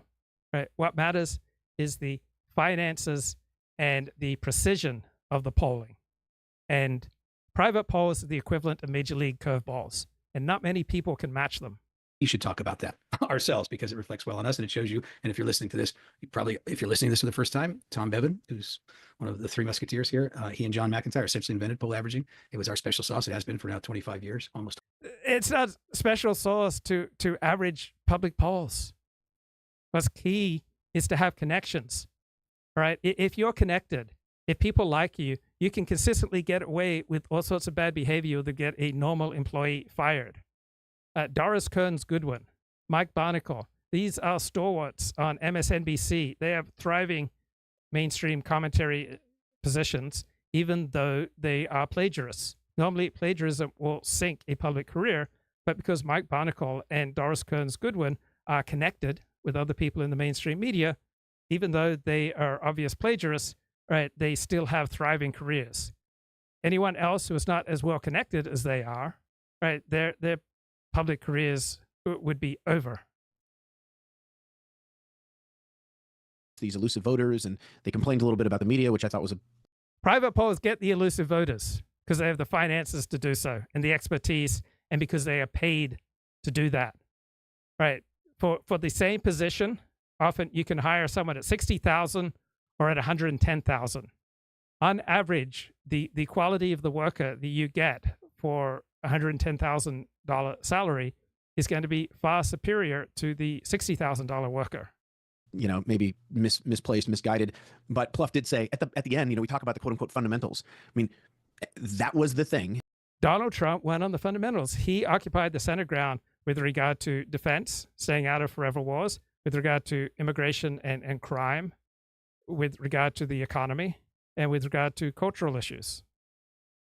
Those were the things that they simply could not overcome, no matter what they did, because, you know, the economy, inflation was driving this election. Trump was viewed more favorably on that issue, and it was something that they could not disassociate themselves from, being part of the previous administration. And so that's what Plouffe was getting at. And as I said, they had tons of money. They spent it all, and it still didn't move the needle for them in a you know, demonstrative. It did move the needle where they most spent the money in the battleground states. They managed, in general, to reduce the Trump victory to about 2 percentage points. If they hadn't spent $1.5 billion, all right, well, let's say 800 million in the battleground states, then Trump likely would have won by 3 percentage points.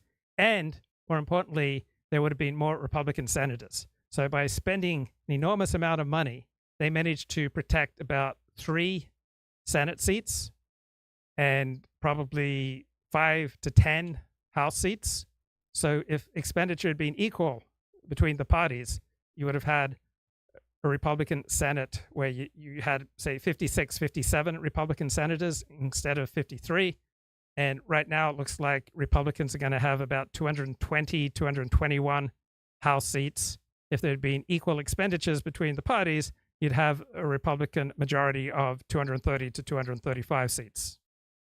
Way. They talk about how, you know, the country shifted 5 points to the right, to Republicans outside of those battleground states. And so the spend. So in the 2018, the 2020 election compared to the 2016 election, the suburbs moved against Trump by 2 percentage points. Then in the 2022 election, we saw overall that Republicans got a majority of votes by about 2 percentage points for the House of Representatives. And we saw approximately the same thing this time. So it wasn't quite a 5-point swing. It was more like a 4-point swing. Spending in these 7 battleground states actually kept the shift down to about 1 point. So it actually did help them, but it still wasn't enough. I mean, the tide was just too big for them to deal with because of you know, Trump and the issue mix that they were facing. Yeah, well, ferocious headwinds. I think they created. It was a wind tunnel of their creation. I mean, you can talk about fundamentals if you want to, but I think the American people were judging the previous administration and the Democratic Party, and you know, by a slight but decisive majority, they were found wanting. This is an administration that opened the southern border, was dismissive of inflation, openly dismissive of it, and then blamed other people. Came out in favor of censorship, gaslighted the American public about rising crime, and spent 4 years trying to put Donald Trump in prison. And when that didn't work, spent the last 6 months demonizing his followers and calling him a fascist and Hitler. We got a verdict. That wasn't the right way to govern. Those are that's a great list of headwinds. I like that. Well, one of the things, and again, I encourage people who care about this kind of stuff, if you're wonky and you like elections, go listen to this, because they talk about they had to do, you know, they had 107 days to do a bunch of different things, right? They had to introduce Kamala Harris, they had to defend her from attacks, and they had to push Trump's numbers down. They had to, in Plouffe's term, raise the stakes of this election, show the contrast, show the choice. And they weren't able. That's why they were calling him Hitler and saying that, you know, this was the end of democracy. I mean, they turned it up to 11 because they needed these voters who were leaning. They voted for Biden in 20, were leaning back toward Trump, and they needed to somehow dissuade them from going to Trump. And there was a 2-part thing, right? It's dissuade them from voting for the other guy and persuade them to vote for Harris, and they just weren't able to do that. Yeah, you're right. I do commend it to people because it's pretty interesting sort of insight from, and these are the 4 people who ran it. Carl J. Bhattacharya has been nominated to head the NIH. He's a professor at Stanford University. He's best known for his criticism of COVID lockdowns. He got so many things wrong, but he got a few things right. So excellent review of his track record from New York Times columnist Zeynep Tufekci. She's a sociologist. And she says, it's a welcome sign that unlike many of Donald Trump's picks to lead parts of the nation's health system, his pick for director of the National Institutes of Health, Jay Bhattacharya, is qualified, though his record during the COVID-19 pandemic includes making catastrophically wrong predictions. He was correct, especially later, on the need to consider the social cost of prolonging early pandemic measures, including closures, hospital rules, limiting visits, extending mask and vaccine mandates, and social distancing rules. So here's a list of what Bhattacharya got wrong about COVID-19. Right, in the early days of the pandemic, he repeatedly predicted the virus would likely kill about 20 to 40,000 Americans.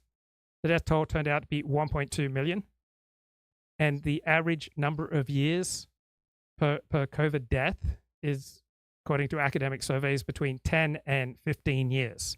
So COVID didn't primarily kill people who were just in the last weeks of life.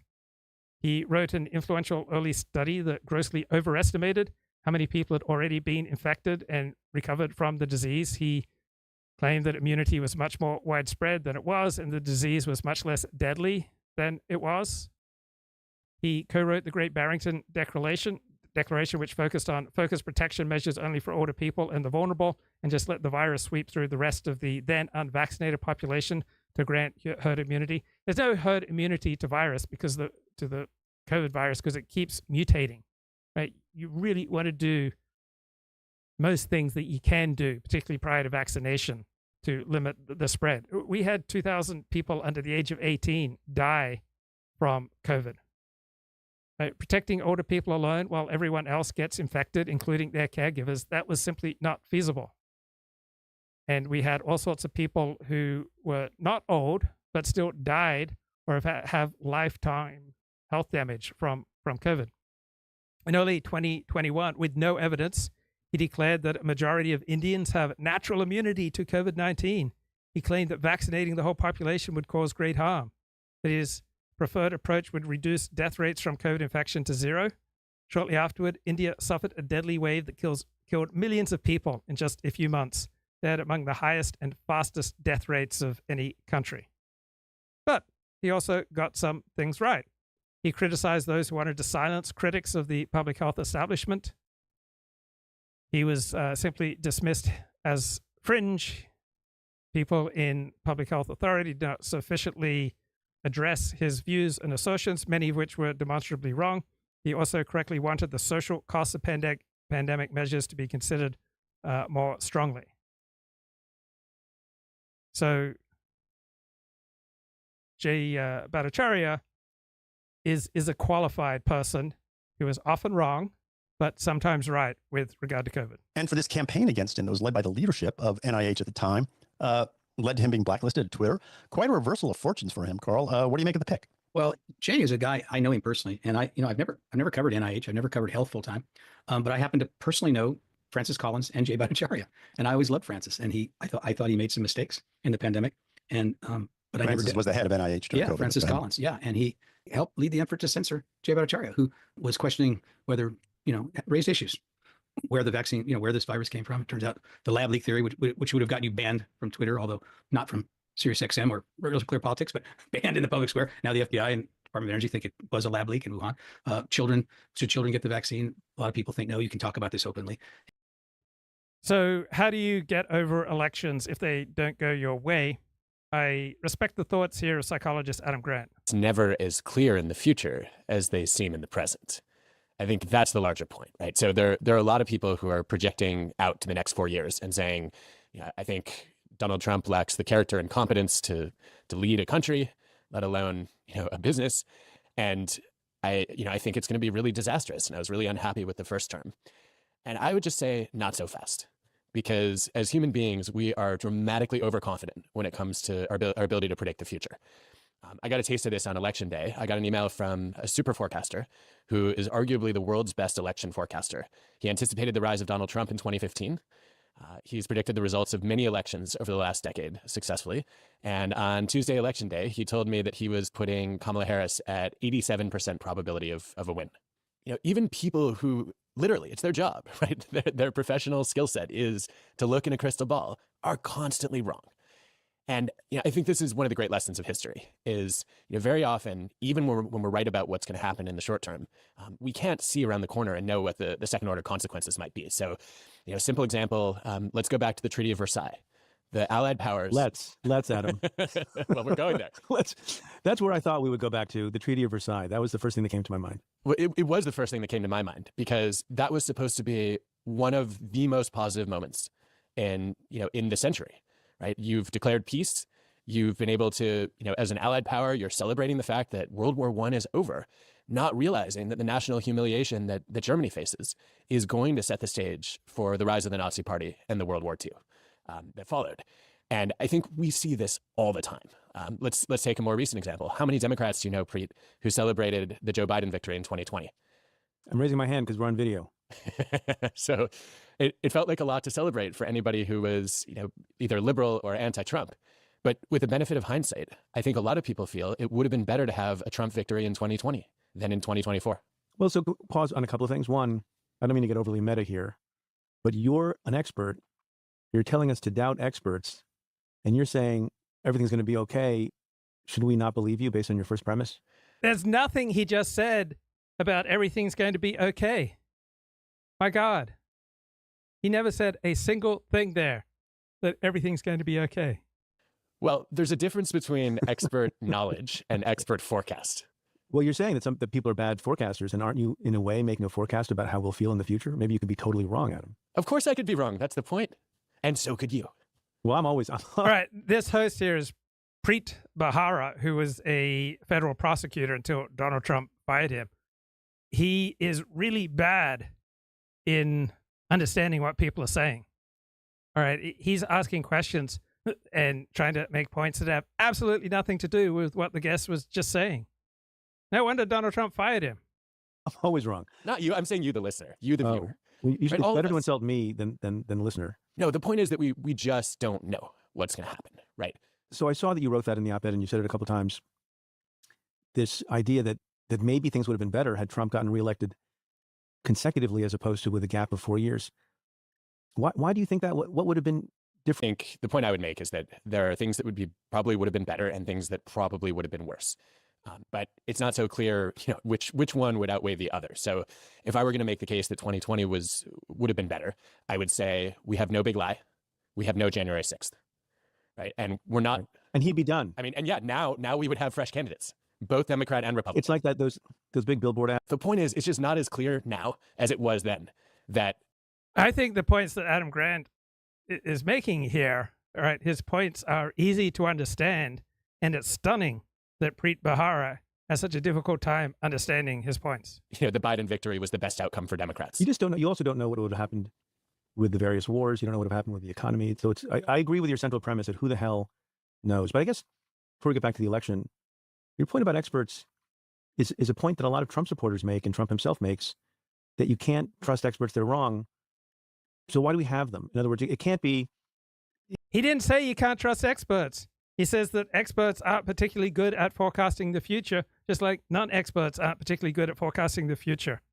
Preet Bharara is a terrible interviewer. He is terrible at comprehending what someone is saying to him. He is acting like a moron. It can't be a reductionist argument that because experts are often wrong. I mean, you say... He's not making this argument, you fool. You idiot. Op-ed, can I... Are you going to quote me to me? I'm going to quote you to you, because it's a provocative statement you make. In a landmark study, the psychologist Philip Tetlock evaluated several decades of predictions about political and economic events. He found that the average expert was roughly as accurate as a dart-throwing chimpanzee. Is that an insult to chimpanzees? But are you making a specific comment about political science experts and prognosticators, or does that also carry through for infectious disease experts or economic? He's making a point that nobody and no group is particularly good at forecasting something as complex as what will happen under a new administration.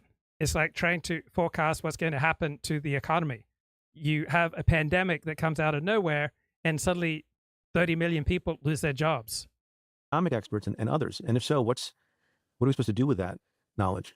Well, let's do a few things with it. First of all, I think there's a difference between expert knowledge and expert performance, right? Expert knowledge is having extensive information and a deep understanding of how something works. Performance is actually being able to use that knowledge.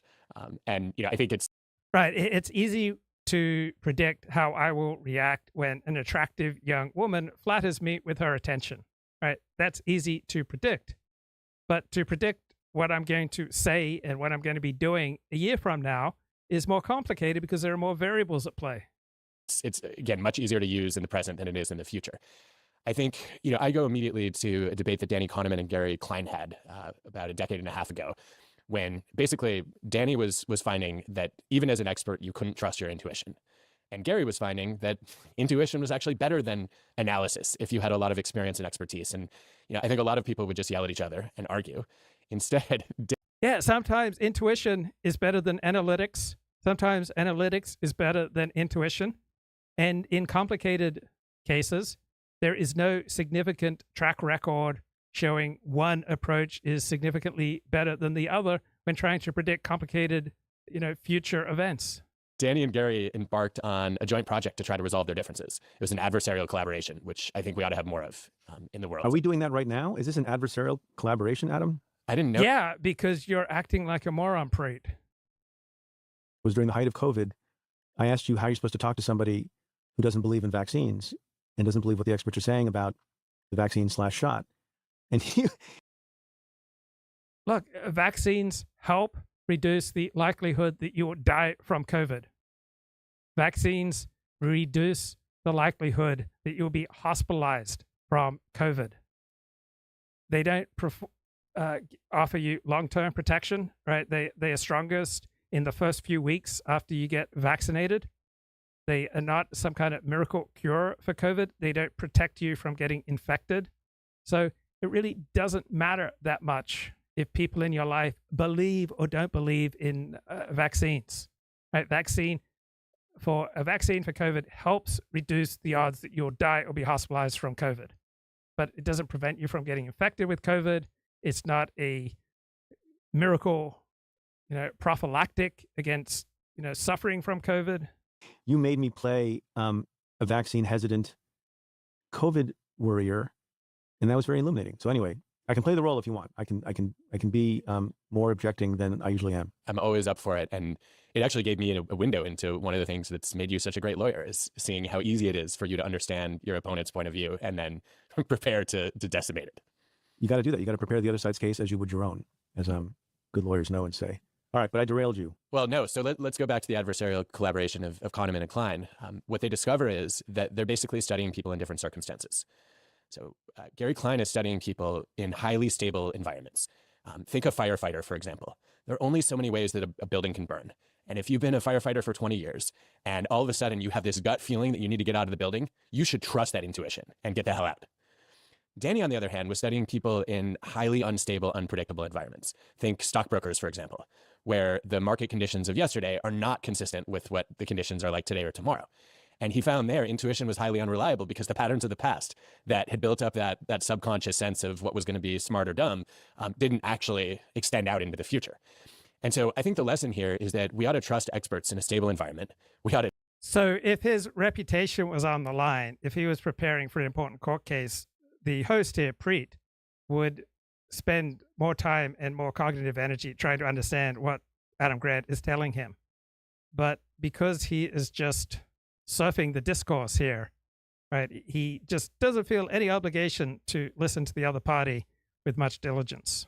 To doubt experts in a dynamic environment. And guess what? The world is becoming more dynamic. So a lot of people are great listeners in certain contexts. So Preet, for example, with regard to important cases that he was prosecuting, I'm sure he was a great listener. I have no idea if he was a great listener in his personal life or with his family, or where he just doesn't feel inclined to listen because he's got his own agenda and that's going to override what the other party is going to tell him. I'm usually a good listener, but if I'm under tremendous stress, if I've got all sorts of looming deadlines, I'm not going to be a great listener. If I don't care about what you're saying, I'm not going to be a great listener. If you bore me, I'm not going to be a great listener. If I'm incentivized to listen to you, right, I'm going to tune out my abilities. if I'm not incentivized to listen to you, I'm not going to be a great listener. The more volatile it is, the faster things change, the harder it is for stable expertise to actually tell us what's going to happen tomorrow. Now, that doesn't mean that experts are always wrong. I think that you can still say the more knowledge somebody has, the higher their probability of being right. It's just that the baseline probability is lower in a changing world than it is in a fixed one. I want to ask you what some other stable environment situations might be. A member of my family had need of surgery or potential need of surgery recently.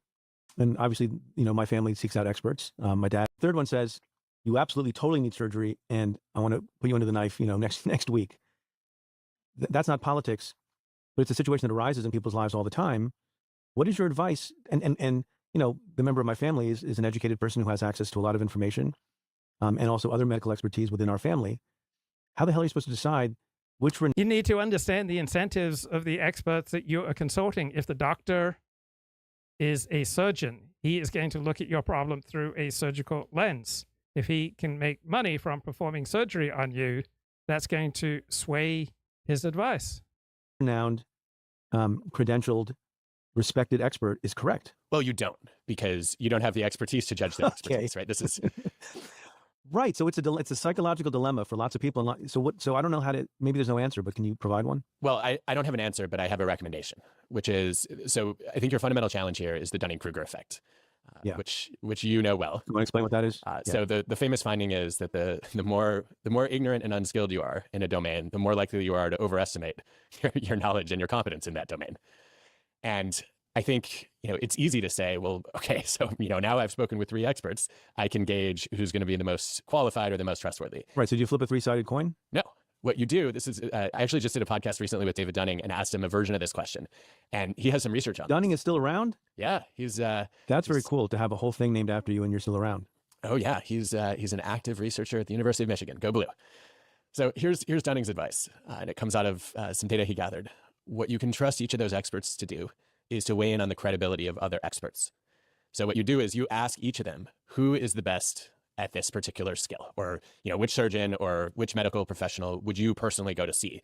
And then if you triangulate enough of those, don't doctors always say themselves? Oh, you don't get to pick yourself. The question is of the others, whose professional judgment would you respect the most? And then you're trying to triangulate who's the most respected one in the group. That's interesting. So what are some other stable environments where you can trust experts that people have to encounter in their daily lives or in their public lives? Like how about your stockbroker? I would be a little skeptical. I think, advice. So going back to the political environment and the chimpanzee comment, what does that mean for the millions of people who still watch cable news and read people's Substacks that are often, if not always, about predicting what's going to happen in the future in politics and in the economy? Should people not bother with those? Should people rely on their own insular groups, whether it's on social media or otherwise? I don't know that there's a right answer to that question, because a lot of it depends on what are your goals. Are you trying to become more informed? Are you trying to prepare for all the possibilities that might exist? Right. A great part of the reason that people follow the news or watch their favorite cable news channel is to feel good, to have their prejudices reflected back to them and supported. On the other hand, some people read the news to try to understand more about the world around them. Some people optimize for truth. Other people optimize for feels. Exist and sort of hone your skills at scenario planning, or are you trying to minimize your political stress? And so the more high status your position in life, the more you are expected to be informed about the world around you, the more incentivized you are to stay up with current events. It's not particularly important for a plumber or a garbage man or a kindergarten teacher to be up to date on current events. But if you're earning $500,000 a year or more in your social circle, you're expected to be up on current events. Not get trapped in gloom and doom about the future. I think where I've landed personally is I don't feel like I get a lot out of watching the news compared to reading it. My friend Ricardo is here. He says, it's annoying how many comments get auto-blocked by YouTube. You can't talk about anything. No, not true. You have to use more sophistication and more effort. And I don't like the extent to which YouTube just automatically blocks, to me, all sorts of reasonable comments. But it is an incentive to think more creatively about how to say what you want to say in a manner that is socially acceptable. So that is good training for real life, not just for YouTube. You should learn to say what's important to you in ways that as many people can hear and understand without getting unnecessarily triggered and offended. So look at the good in YouTube's moderation and use the reality of YouTube's moderation to serve you, to become better at communicating your understanding of reality in a way that is most accessible to the widest possible audience and will do you and your real life the least harm. Really? So by that analysis, should we not be doing the podcast or the video, but just put out a transcript? Well, I will say, you're going to put some people out of business, Adam. I don't want to put anyone out of business, and there are reasons. There's some people who want to put out of business. Watch. You want to put astrologers out of business, Adam? I do. Okay. Definitely do. I've already shown you to be incorrect just 1 minute ago. Okay. Well, look, I think here's the point that I want to make. I think there are lots of reasons to watch and listen. We know that when you're watching, you feel a greater sense of connection with the host. When you're listening, there's that feeling of this person is talking right in my ear. And so from an engagement and immersion perspective, that's a win. When it comes to critical thinking, on average, we are more discerning when we're reading than when we're watching or listening. Glib Medley says, it makes me wonder how much I self-censor. So, Glib Medley, how often do you make a comment that gets blocked by YouTube? I suspect that it's rare because you're very thoughtful in how you write. And Ricardo says, I'm trying to make a joke about war and desiring war is high status. I've typed it out 4 different ways, keeps getting blocked by YouTube. Where's my email link? So I want to see if I can get Ricardo onto the show. I will send him a link.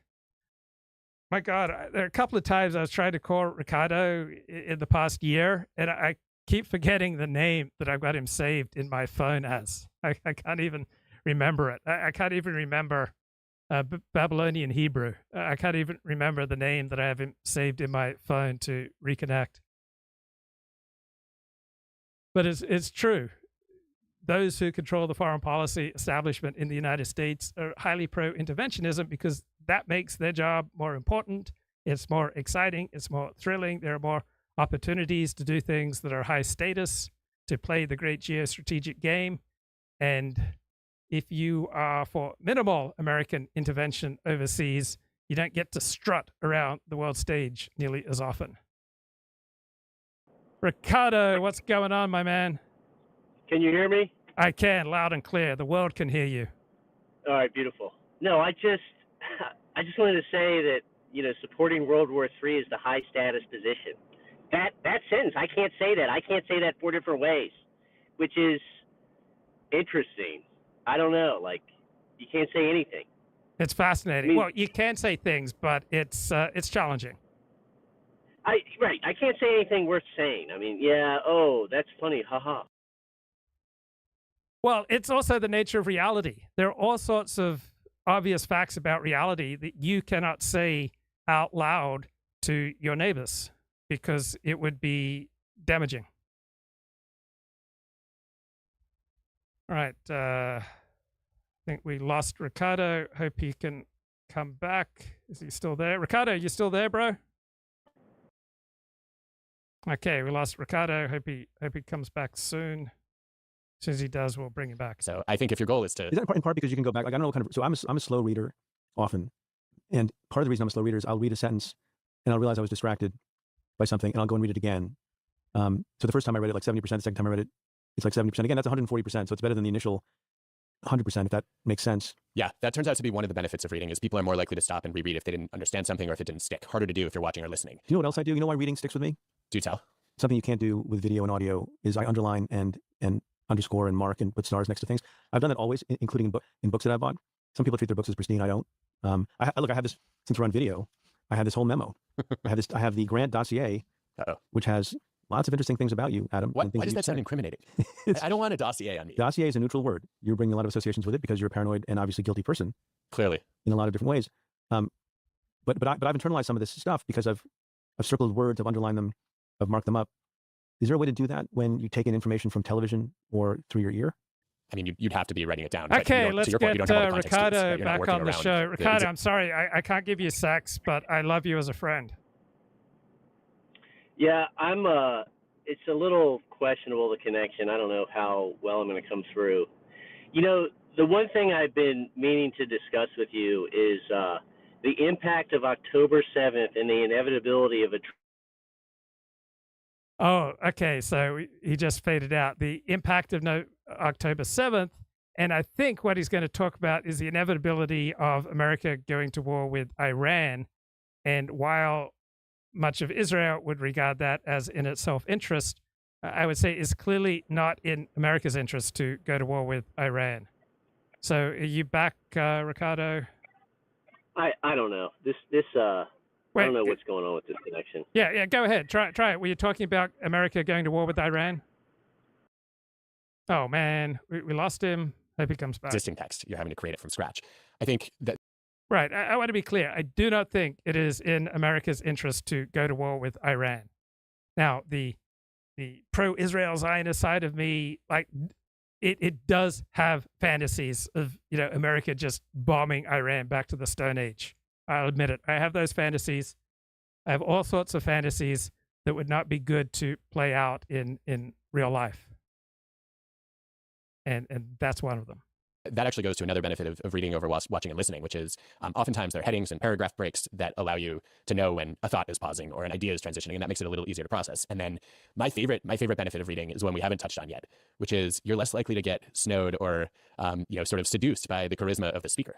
I mean, how many times have you seen a captivating lecturer who's selling snake oil versus... Well, literally not snake oil, but yes, I take your... Yeah, in the metaphorical sense, if you strip out the person's speaking... What a ludicrous comeback there by Preet. Oh, no, not literally snake oil. Right? There's absolutely no connection with the attractiveness of a presentation and its link with truth. There's no connection between the mesmerizing, compelling entertainment quality of a speaker and truth. There's no connection between the lyricism of the speaker, the dramatic qualities of the speaker. For example, you cannot get a more compelling extemporaneous speaker than Richard Spencer. Right? He's got a wonderful musical quality to his speech. He has a theatrical background, but there's absolutely no connection between those skills and telling the truth. The truth is complicated, and so the thoughtful person who optimizes for truth will have to keep qualifying his statements, place them within situations and contexts, will have to keep, editing himself. And he will put a higher priority on saying what is true or on what is good than on the lyrical, musical, dramatic quality of what he says. I put a higher value on trying to say the truth to the best of my ability than the lyrical, dramatic, emotional, entertaining, compelling quality of what I have to say. Right? The most compelling, entertaining show I can do would be a show of self-destruction. Right? The more honest people are, right, the more likely they are to self-destruct. All right, Ricardo, let's try it again, bro. I'm back. All right. Great. This is working. Yes. All right. So what I was saying was that, like, ever since October 7th, there's like a tone shift in the media. You have Bill Ackman. There's definitely like a huge faction, the Zionist faction, that like finally woke up to what we've been saying since I first came on your show, which is that like the POC coalition is not your friend, Yes. And yes. I think like, I mean, so it's like the idea that like the system doesn't want Trump this time is a joke. This is why like everyone's not apoplectic. That's why like everything is happening, and I don't know if it's good, it's just like, is deporting people worth like letting Israel do it at once in the Middle East, And I don't know that like Republicans really realize that that's the choice they're making. Or maybe they don't care. I gotta say, like Fox News, like there's a woman I work with who's just kind of like a boomer conservative, and her like bloodlust for Gazans is interesting. It's like, it's just a repeat of September 11th. I remember how I felt about like Middle Easterners, like after 9/11, but it just doesn't make sense to me that like a bunch of just middle Americans would like take it so to heart, like what happened in Israel. Not saying it's not a tragedy or justified, but I don't know. I mean, do you agree that like Donald Trump won on October 7th? No, I don't. I don't think that that was decisive for Donald Trump's victory. And in fact, there is no clear evidence that Donald Trump got a higher percentage of the Jewish vote this time around. So even though Donald Trump is far more pro-Israel than the Democratic ticket, there's no evidence that that got him a higher percentage of the Jewish vote. What it did get was some elite Jewish billionaires moving into his favor. Yeah, no, agreed. I don't think, I mean, you've done many. I mean, you did a show called Big Jews versus Little Jews one time. Like, I don't I've think done it matters 15 really. shows, Big Jews versus Little Jews. Yeah. Yeah, no, it doesn't really matter how they vote because their vote doesn't really matter. It's not about the vote. It's like, all it takes is like, you just got to peel off a few billionaires, you know? Yes. And then, yes. and then like the alliance with like the tech bros in San Francisco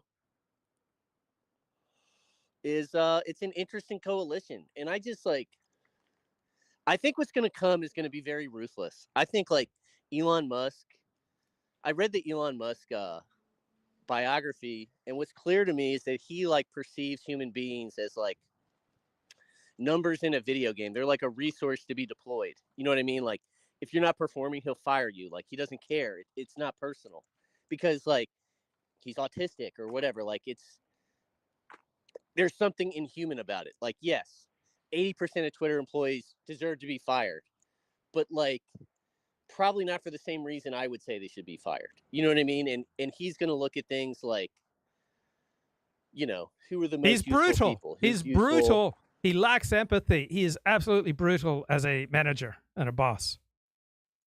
Right. And that like lack of empathy, I don't know. I think they might really do deportations. I don't know. You know, Come what on, do you think? Do you you think weren't. it's all bluster? Yeah. No, I don't think it's all bluster. Just as with the first term, I thought he would accomplish something. He built 50 new miles of wall. It's not nothing. It wasn't a fulfillment of his campaign, but 50 extra miles of wall was good. He replaced 100 or 200 miles of crumbling wall with a superior wall. That was something. And in 2020, he used COVID to absolutely crush immigration into the U.S. So the first 3 years, he wasn't particularly effective on immigration, but by 2020, he started to learn the office, and his administration did crush immigration in 2020. Yeah, I mean, it's interesting to me that like Elon Musk is so close in the inner circle because, like I said, I think there's like like he's got a brutal nature to him. You know, I just don't know which way it's all going to go because, you know, he's going to be a lame duck president. By the end of the summer, it's going to be all about the midterms and nobody's going to take a chance. So it's like he's got one shot. Like this spring is like everything, you know, and that's all we're going to get. And then anyway, I got to go. But one last thing I wanted to say, if you don't mind, was go ahead. Like I listened to this the Great Courses story on ancient history of ancient Rome, and it talked about Augustus. You know, the segment on Augustus Caesar sort of portrayed him as he never took the title of emperor, and he was referred to as first citizen.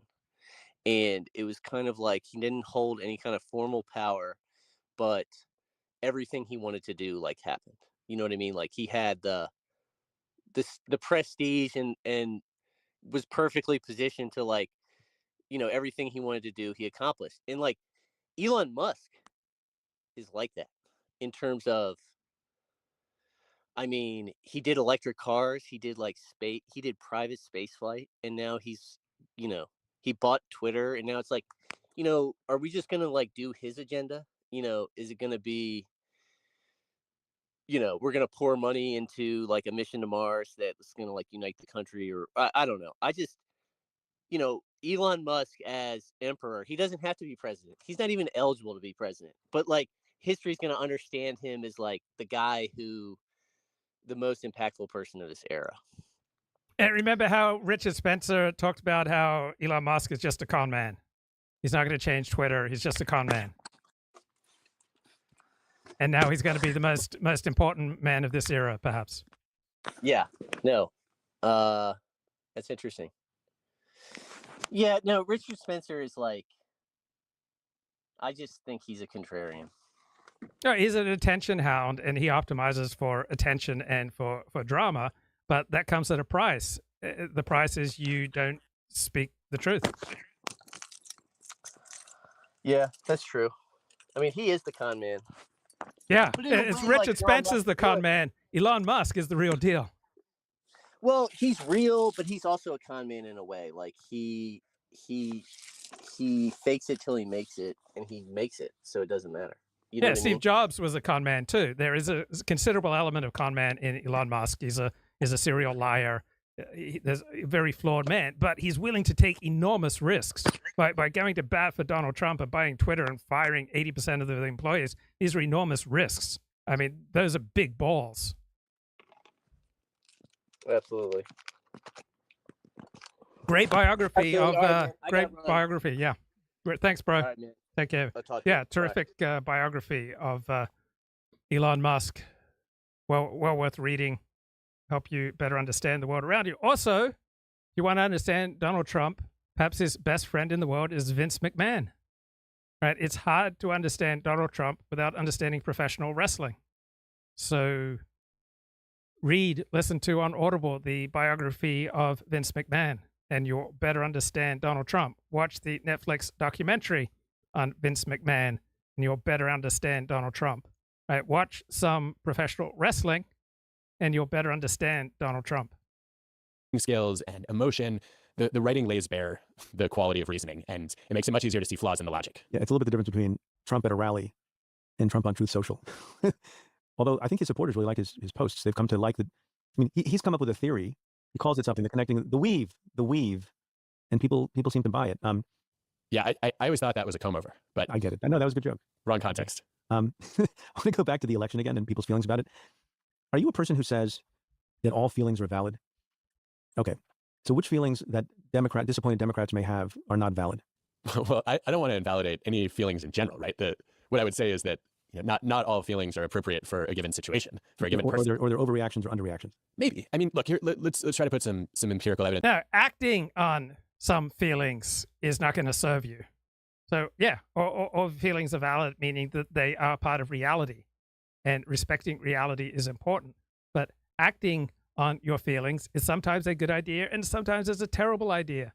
So admitting that reality is reality, that the laws of gravity only work 100% of the time, and that you respect the reality of your feelings doesn't mean that you act on them. It's behind this. So if you go back to, let's see, the Obama victories and the first Trump victory, it turns out that the people whose candidate lost in each of those elections dramatically overpredicted how unhappy they were going to be, both the intensity and the duration of their disappointment and misery.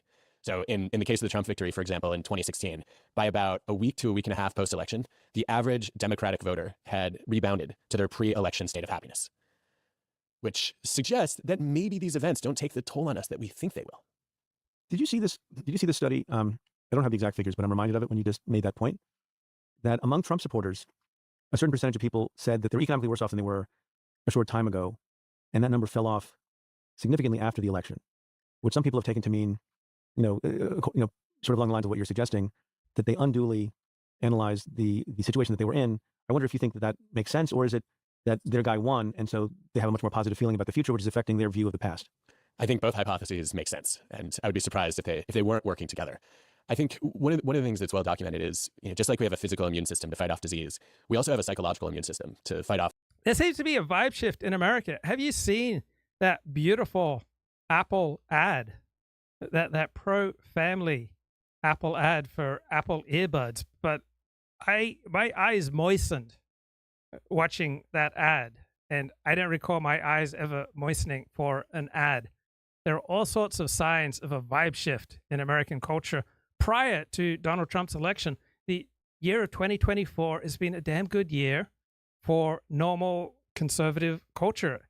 Have you watched the terrific new TV series Landman, set in the Texas oil industry?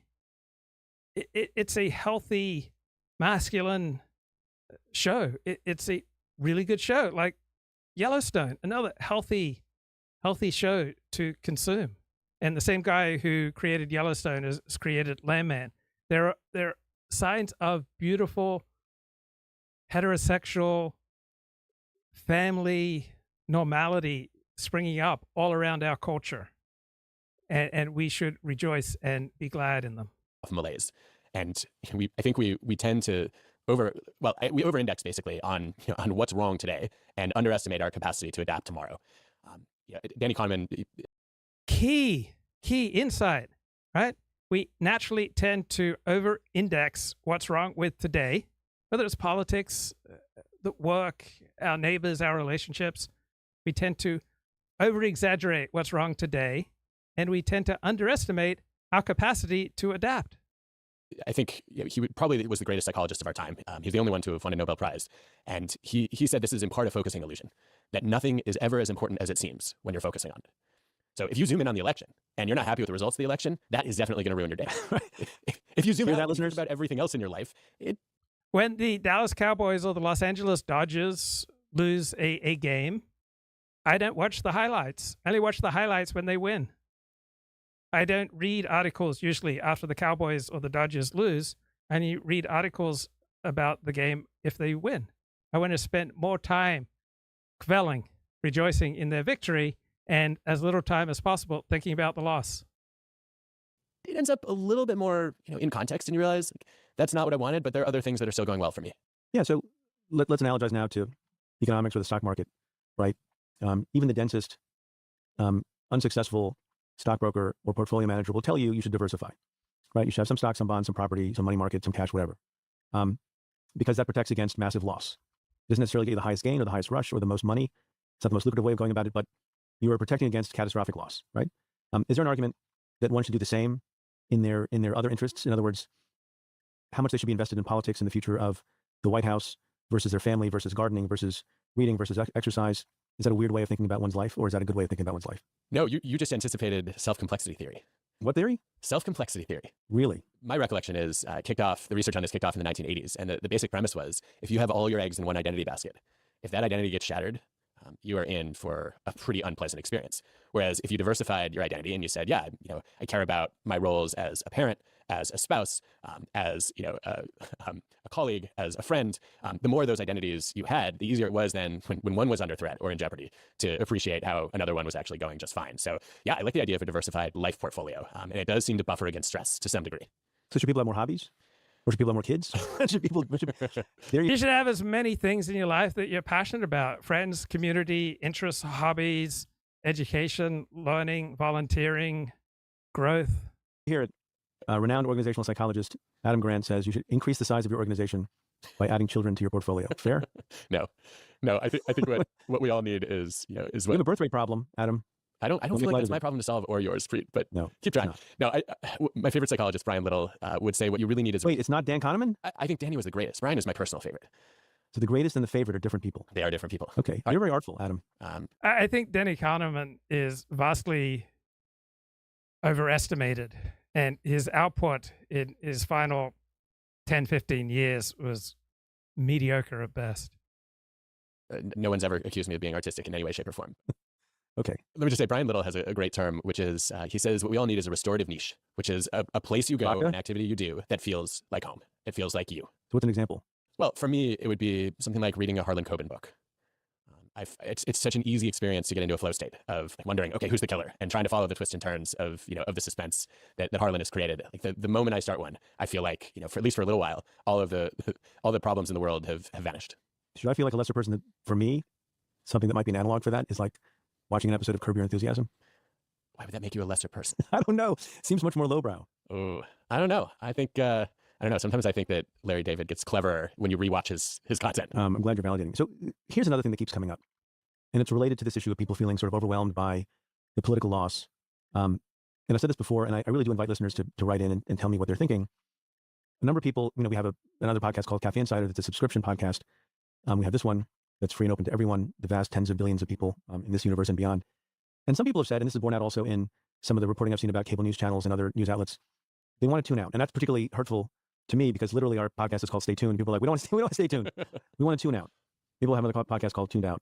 And they'll say, no offense, no, it's not a reflection on you. We just can't listen to as much news. And maybe that's part of the healthy and salutary diversification of interests that we were just talking about a second ago. But do you have more of a reaction to people's immediate need? And these are people.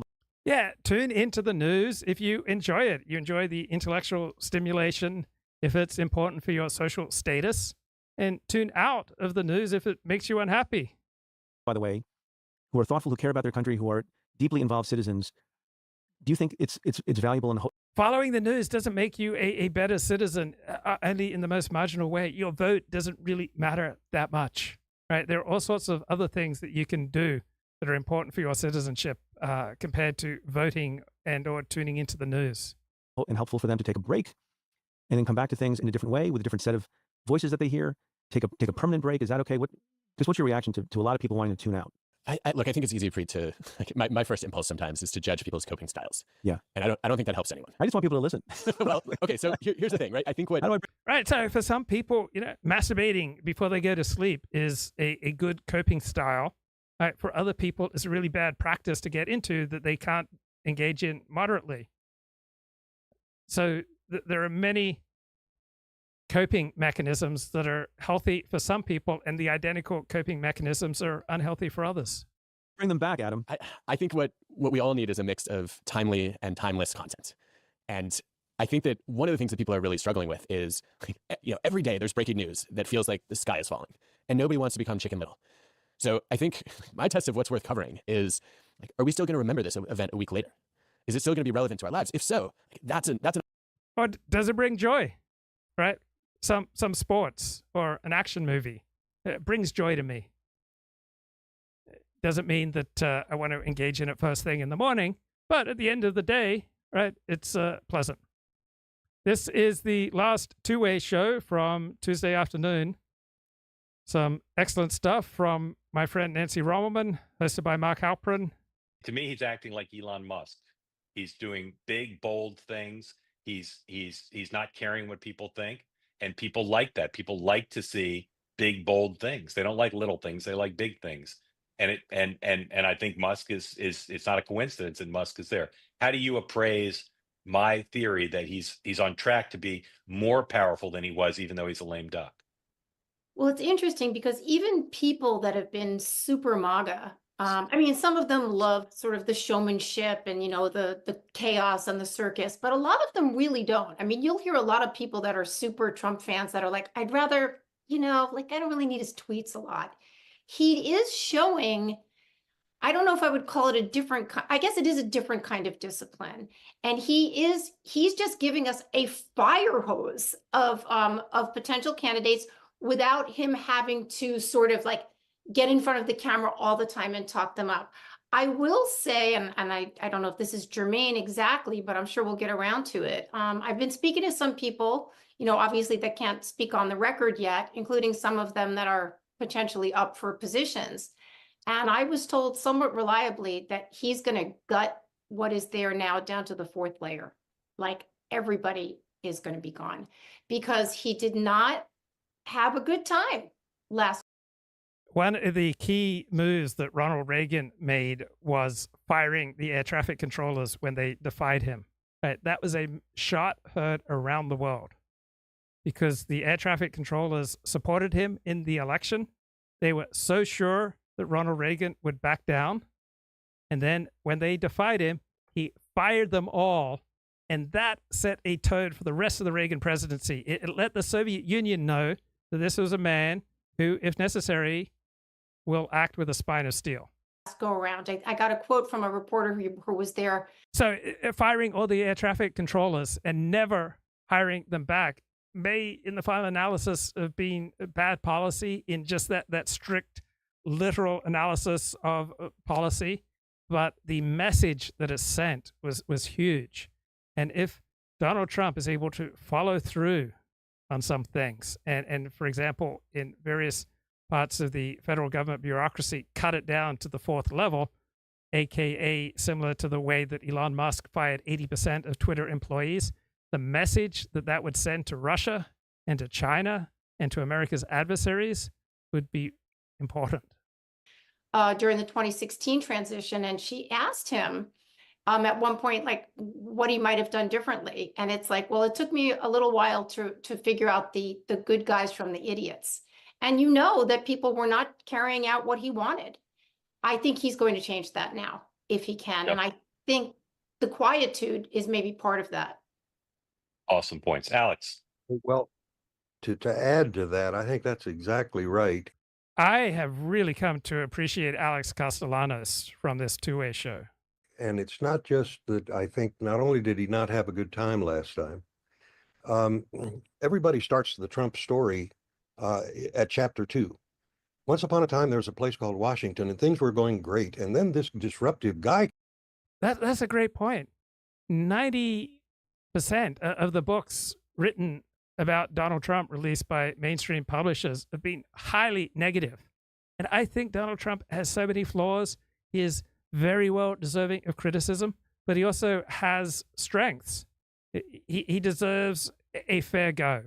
And almost no mainstream publisher has published a book about his life and political career, to my knowledge, that's given him a fair go.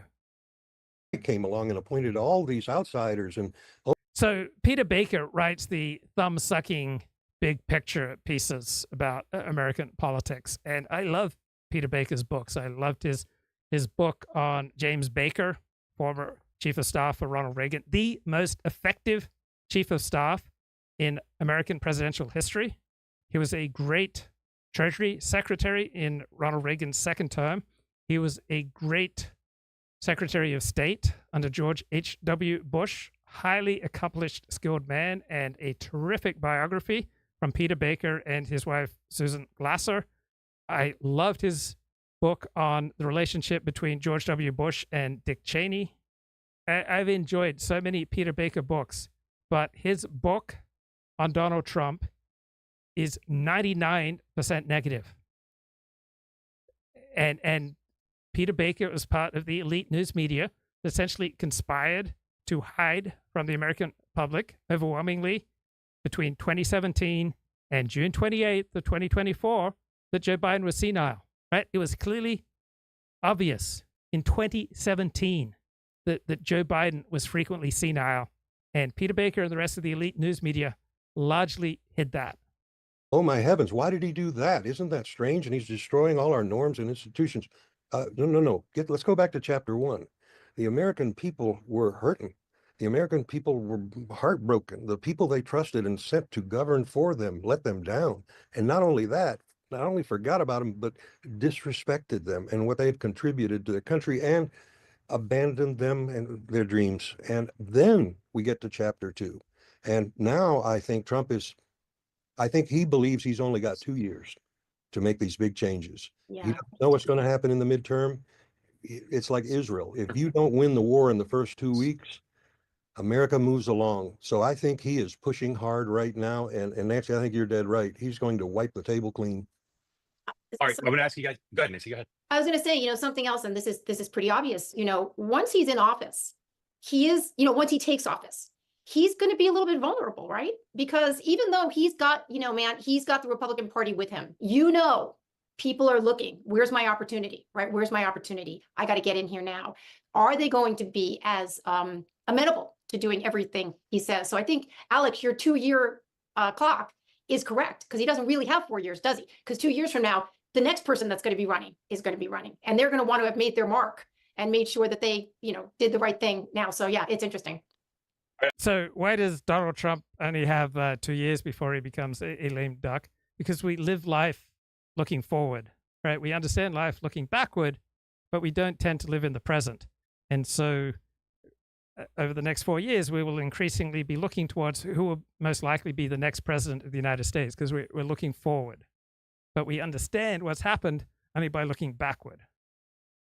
I'm going to ask you both one more question and then open it up to the group. So if you'd like to be able to ask a question of these two fine individuals, or if you want to ask me a question, I probably won't answer, but please raise your electronic hand. We'll get to you in a moment. One thing that might be a little off track that you say, you got to course correct here, Mr. President, or you got to keep your eye on this, or January 20th, you may not be in as strong a shape as you'd like. What's the one thing you'd warn him on? And I'm sure he'll listen. Well, it's a hypothetical, so under this hypothetical. Ordinarily, I'd say things like, be careful about overreaching. Not just forget that. I agree. All right, I'll go first to stall while you think. I would say, I know you don't mind losing these confirmation fights, but the biggest mistake that governments make is they're not staffed up by by the fall because the cabinet secretaries are constantly fighting with the White House. Who are my deputies? Who's my assistant secretaries? The biggest danger to the next Trump administration is the Trump administration's lack of respect for competence and expertise. So I fear we're heading for an administration that will be way too often characterized by incompetence and corruption. And the confirmation, you want people in place. So don't let anybody waste November, December, and don't let these fights drag on. Pick all the people, get the people in place, get soon to confirm them all, and be not just the fastest to name your cabinet, be the fastest to confirm the top layers of all the departments, and everybody's up and running and not wasting the spring. Well, I agree. All with right, you, that's but fine. I think he's doing that. And They're not though. They did the first part, but I'm telling you, the haggling, the bazaar is open. You got all these cabinet designees, and it's like, who gets to pick? Who's that? I want this person. I want that person. Get them picked. They're going to get picked. Pick them. I think you're going to see him move at lightning speed on those fairly soon too, from what I understand. Yes, they'll pick them, but they got to get them confirmed. All right, you still think, Alex? Nancy's ready. Nancy, what would you tell Donald Trump? I don't know if I think it's sort of what I was saying before. A lot of people that I know that have either met Trump or been around him, they say, he's a gregarious guy, he's a funny guy. And, we've all seen that sometimes, but we've also seen him be a real tool. And I think he has an opportunity now, especially with younger people. I mean, he was, going on these podcasts. Like, they're the ones that are listening now. Everybody that's like older, they're maybe codified. Like, let them govern from the center. So in his first term, Donald Trump primarily governed on behalf of his base, right? He won the election both in 2016 and 2024 by going from the base to the center, right? Take the center. There in the podcast, because that'll kill you. And remember that you're an outsider. You have a new coalition now. You do have young people. If you remain an outsider, nobody in the establishment can laugh at the little people. But if you're an outsider, you can laugh at power. So stay out there, be human like that. That's great. But I see all that happening right now. My big concern, it would be not getting enough substantive change done early. All right, Jordan. But I really want to work across the aisle with people. I really want to do that. When was the last time you heard that? I think someone mentioned that it was Reagan. Look, we've been Americans. Yeah, your base doesn't want to hear about how you are eager to work across the aisle. So what's more important to you, pleasing your base or doing what's right? For example, I know a regular commentator on this show is a Haredi Jew, and if I utter any criticisms of Haredi Jews, he's going to push back very hard. But I don't optimize for my comfort, right? I optimize to tell the truth. Haredi Jews, like every other group, have strengths and weaknesses. Haredi Jews, like every other group, benefit from accurate criticism. And we benefit from an accurate perception of the world around us. So even though I live my life in Orthodox Judaism, I try to be as accurate as I can when talking about Orthodox Jews, even though that comes at a considerable cost to my own comfort level. And so too, if you're going to govern effectively, even though it will come at a considerable cost to your comfort level, you want to be ready and eager to work across the aisle. Have been in such a lather since 2015, and probably before then as well. I for one would be delighted with the idea if people could start saying, you know what, let's work across the aisle, let's do some stuff. I remember when Peter Meyer and Seth Moulton went over to Afghanistan. They're on other sides of the aisle, but they went over there because they knew it was the right thing to do, or they believed it was the right thing to do. So I would, for one, would be all for that. Alex? I don't think there's much hope that the Democratic Party is going to moderate and learn and grow from this experience.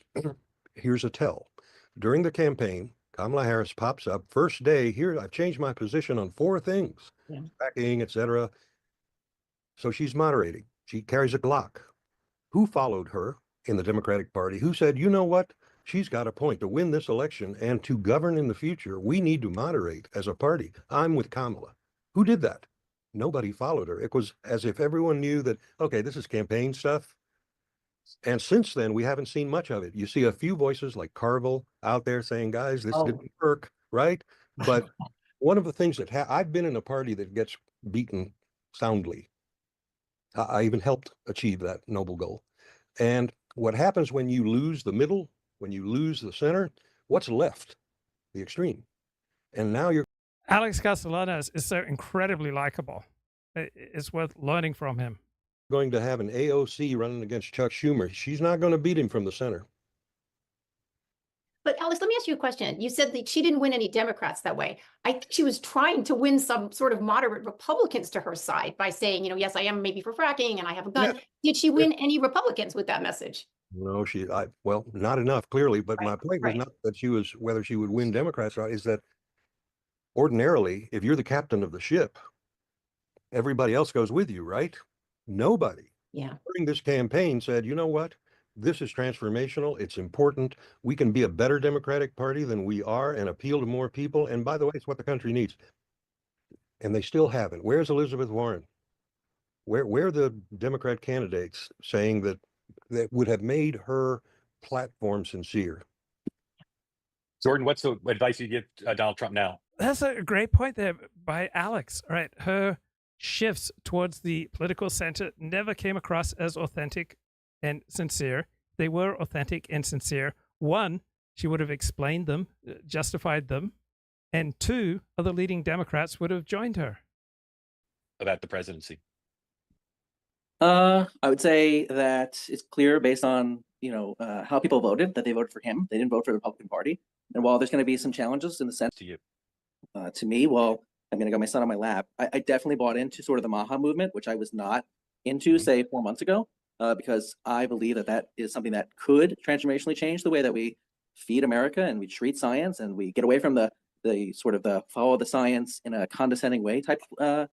You can be correct, but transmit your accurate, correct message in a condescending way that you bring discredit on your cause. So in the throes of my early enthusiasm for Judaism, well, about 3 years into my early enthusiasm for Judaism, there was another mania that overcame me, and that was for sexual promiscuity. And so I would start up a relationship with a woman, and I'd get her into Judaism, get her all enthused, and then I'd move on to another woman. And so all my enthusiasm for Judaism was just made foul in her physiology because of me just moving on to another woman. And so I might have been extolling, something beautiful, but my own behavior, rendered it foul. And so you can be absolutely empirically, philosophically, and logically correct, but the way you communicate that can just render what you're saying foul in the hearts of other people.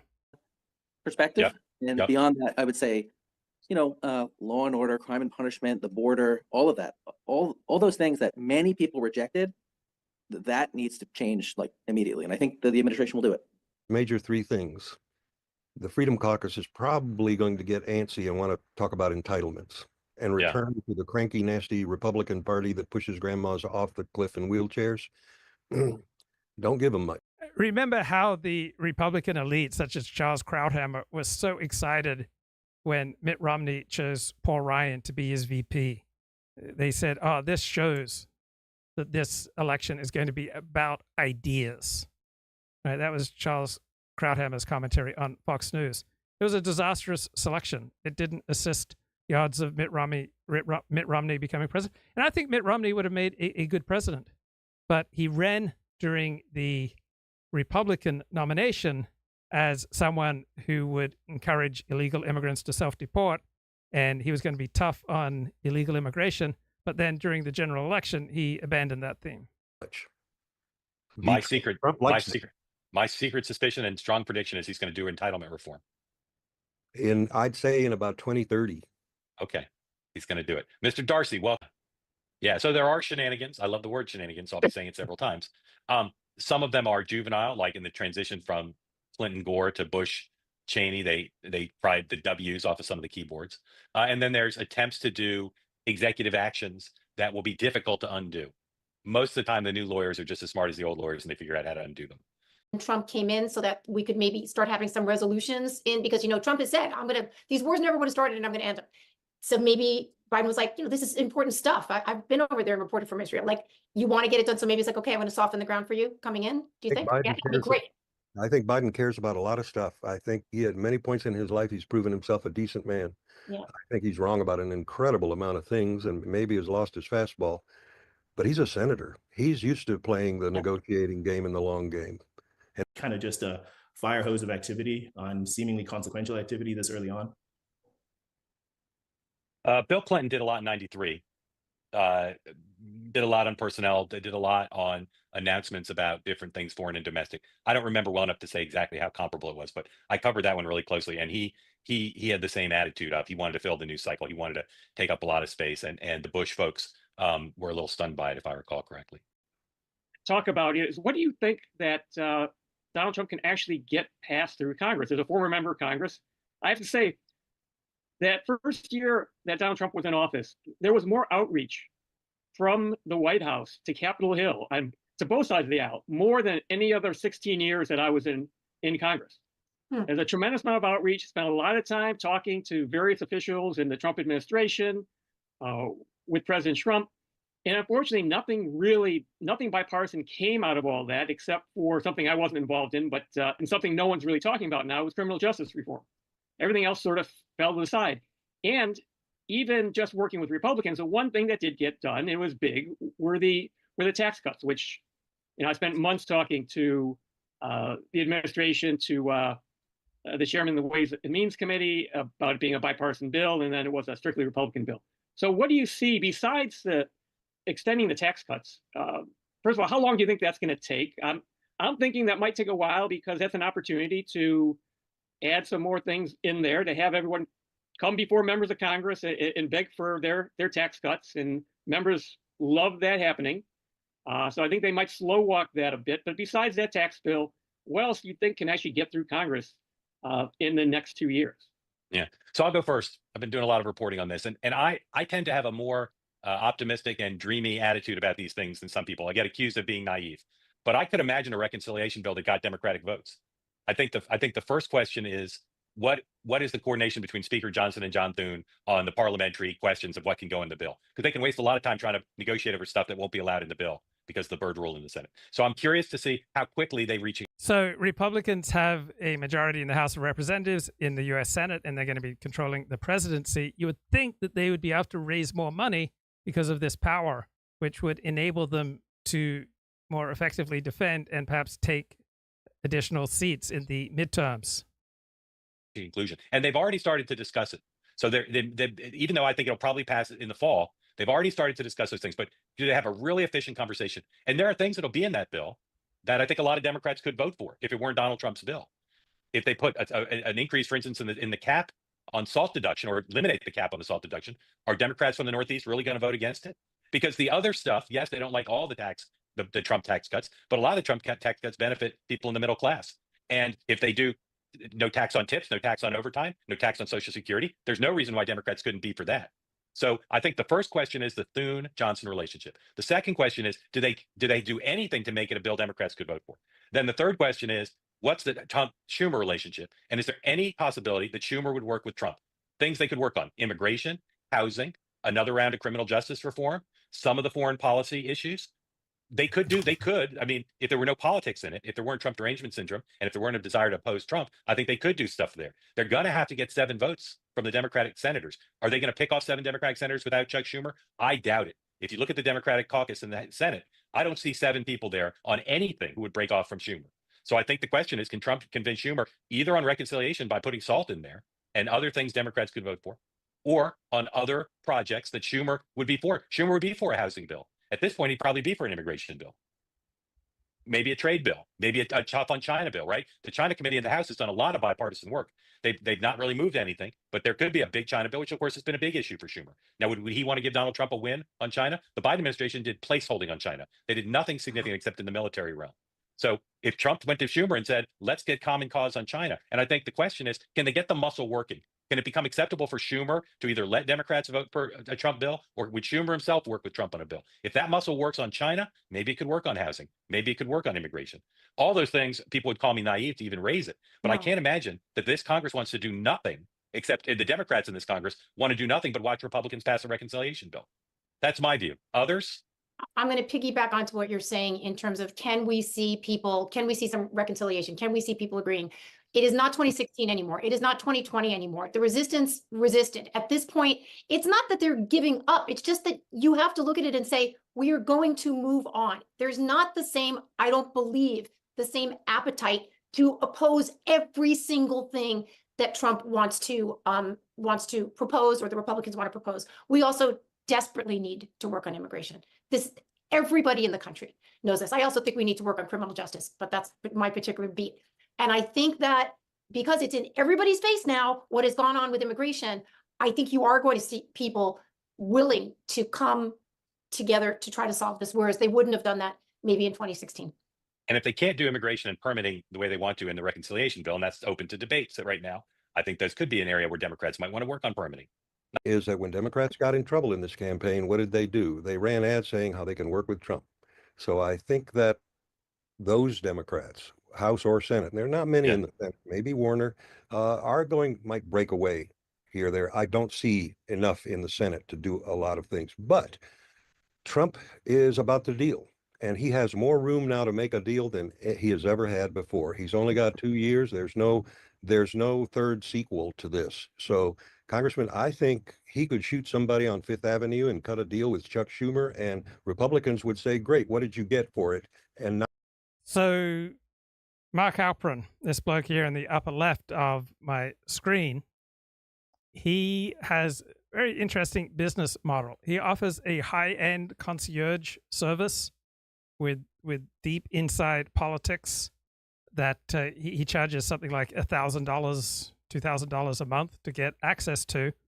And then he also has a free version of his Substack and has been consistently live streaming twice a day with greatest panel discussions. So he's the best thing out there for centrist conversation, meaning he does his best to come from the political center and to be fair to all sides of the political spectrum. And then he brings people from all over the political spectrum onto his show to have civil discussions. It's an interesting business model, that high-end concierge service for insiders who are willing to pay thousands and thousands of dollars, and then these popular, wide open discussions that are so much more thoughtful and so much more important than anything that you can get on cable news or on any other YouTube live stream. Ezra Klein has a thoughtful show here about how Trump might be able to make government more effective. Or the NSF are funding stupid studies, right? Why are you studying the sex lives of beetles? Something you've seen coming up right now with Vivek Ramaswamy and Elon Musk getting ready for their government efficiency commission. But it's not really about the delivery of services. And it doesn't get answered that way. Yeah, I mean, a thing you see a lot, and I've seen this particularly around things like the slowness in permitting the new green infrastructure that's been enabled under the IRA and Infrastructure Acts, is staff saying, we have to do all this process because if we don't do all this process, we're going to get stopped from getting the outcomes. And it's just weird because they really actually do care about the outcomes. But they're defending the process, which is going to take so long that the stuff doesn't get built in the time that we need it. And it's a little hard to argue because they really are going to get sued. And part of what we need to do in this next era, I think, is not just criticize them for being obsessed with the process, but reduce the surface area for attack by adversarial legalism. And that is profoundly uncomfortable for the left. I mean, go to lefty funders and say, hey, stop suing the government. It's not good for it. Well, this is a particularly unwelcome message at this particular moment where they are gearing up to sue the life out of the federal government under Trump and probably should be. But it's a very difficult, nuanced situation. I mean, this is part of how we got here.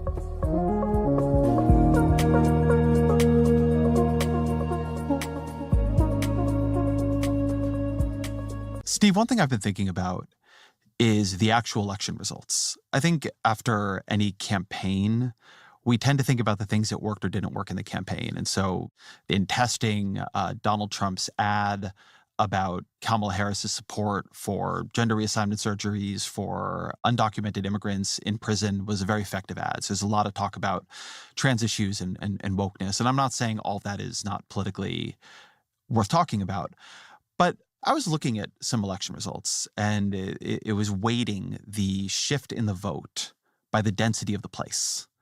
And what it shows is that in the most dense places, which is to say the big cities, the vote turned against Democrats the most. That was really where Democrats lost huge amounts of support. That's not necessarily where that ad was playing a lot, because these typically were not as contested, right? Los Angeles and New York were not huge battlegrounds. But there are places where people were very exposed to blue state governance, exposed to the cost of living, exposed to housing crises, exposed to disorder on the streets, homeless encampments. I'm sort of curious what you... So one reason why the Republican Party has become the majority party for the first time in a century under Donald Trump is that Democrats who have absolute power in most of our major cities, right, have governed so ineffectively.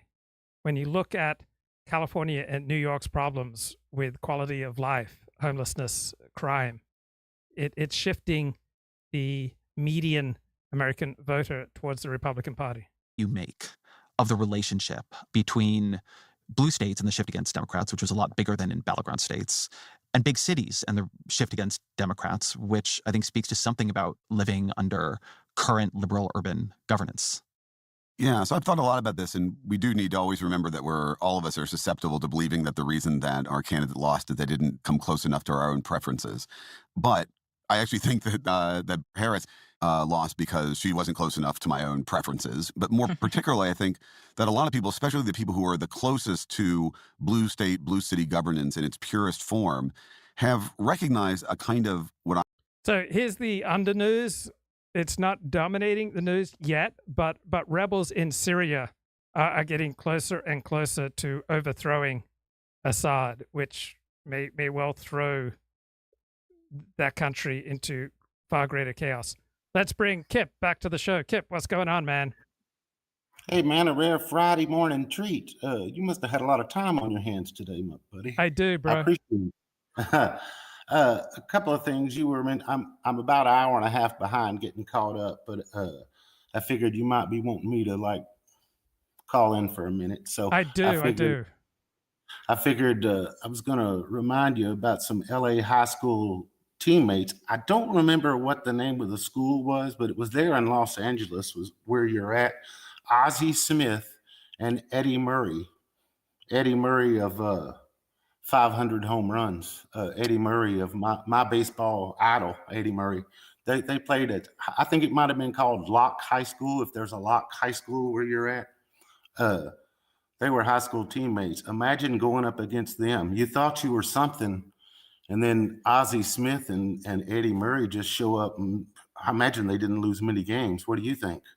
Yeah, you remind me. There was a great ad for Sports Illustrated, which showed 100 football players stretching on a field, and the tagline was, "Ever feel like just another high school hotshot?"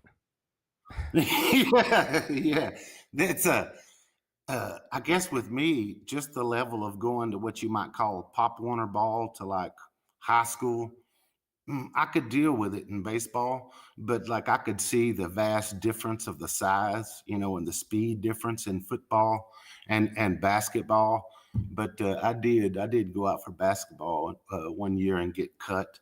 And man, you feel about 2 inches tall after that happens. But I was good in my neighborhood. Yeah. No, I was stunned at the difference between high school sport and junior college sport. So I took a year off after high school. I came back. I went to a community college, Sierra Community College, and I covered my first Sierra Community College football game. And it was just a quantitative level of difference, even though many of the same players had played for my high school. Just that extra year of development. There was a huge jump. And then there's another huge jump to elite college play between junior college and elite college play. So there's a terrific Netflix documentary series called Last Chance U, which focuses on community college football or basketball. And often for many athletes, 1 year at a junior college is an excellent transition between high school and more elite college ball. But in life, you will often have to make huge jumps to go to the next level. Yeah, and to give you an example, you were talking about earlier on the show, you were talking about, hitting that major league curve is a different deal altogether.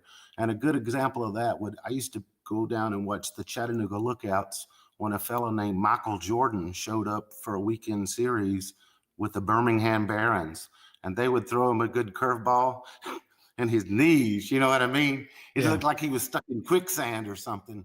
So even the greatest athlete can't hit that curveball, unless they've just seen enough of them. And even then it's not enough. But you also mentioned today, sleepy Joe Biden and his 81 million votes. And if it's true that nobody wants to have kids now, unless we grow them out of dirt or something, it could be that 81 million vote total is the highest for a long time to come. Sleepy Joe Biden, most votes ever. Just give me what does that make you feel when you hear that? Well, it has absolutely nothing to do with Joe Biden, everything to do with the situation. So I've never met anyone enthusiastic about Joe Biden. Joe Biden has never been popular. He's been in public life for 55 years. Right? He was a U.S. Senator for 40 years. He has never been popular. But the situation was a time of tremendous turbulence, and there was a sense in the suburbs that started swinging against Donald Trump, in particular, questioning his competence, and there was a yearning for normality. So I think the 2020 Biden election victory had nothing to do with Joe Biden. There was a yearning for normality in a sense that Donald Trump was just too tiresome. And now in 2024, when compared to the ruling regime, Donald Trump now seems like a vote for normality. Remember last week, I reminded you that the guy said, only now could they appreciate Operation Warp Speed. They damn sure couldn't appreciate it during the election season of 2020. That conflicted with what their mission as the mendacious media, that conflicted with their mission altogether. So I don't know. Pfizer held back the results, right? They'd followed the schedule. They would have released the results. There was a safe, effective vaccine for COVID prior to the election, which likely would have swung the election in Trump's favor, but they deliberately withheld the results until after the election. Yeah, I'm not buying their mea culpa, not on any of this stuff. I just think they want viewers back, I'm not buying any of that mea culpa stuff. Who's mea culpa? What seems to be a mea culpa from some of these people, like that CBS lady, Catherine, whatever, that I had played for you yesterday. Well, she left CBS years ago, well, at least a year ago. So she has a pretty solid track record. So just because you're employed by a major corporation does not mean that you should be held accountable for everything that corporation does. So in every corporation, there are good guys and bad guys. There are the competent and the less competent. I would just put it this way. The reason we hear what feels like truth from that Catherine lady or Mr. Halpern is because they don't have a paycheck coming from one of those corporations like ABC or CBS anymore. That's why they're allowed to tell the truth. Right, she's left. Yeah, there's more freedom when you're not employed by a major corporation. On the other hand, you often have access to more information. Everything comes at a price. And so to be effective, often you have to be highly circumspect in what you say publicly. On the other hand, when you're no longer employed by a large corporation, then you get the freedom to speak out. I thought about this a couple of weeks ago when Trump hired all his close people. Like you say, he did pick some people that seemed to have media savvy. I guess he knew that was going to be necessary for the next 4 years. But it got me thinking, what would happen if you had made a make Guam great again campaign and you actually won, and all of a sudden you had hired everybody from the show, to for all these cabinet positions. You know what I mean? Like Trump had hired people close to the vest, and it got me wondering, who was it going to be? Was it going to be Glib or Elliot? Who was it going to be that was going to get you in hot water because you hadn't done the due diligence? You know what I mean? You just knew these 20 guys that were loyal to you, and they weren't going to screw you over the way Mike Pence did. And after the fact, you find out 2 or 3 of them couldn't stand the hot lights of the scrutiny. Who you think might not be able to handle the hot lights? I don't think there's anyone connected to the show that I would want to bring with me into any position of responsibility. That's not a high vote of confidence for the 120 IQ crowd that religiously watches you. Surely you'd have a couple of posts there. Surely somebody could let you down, right? None. There is a ruthless quality to me that I rarely publicly display, but there is nobody that I would bring into a position of responsibility from this show. Right.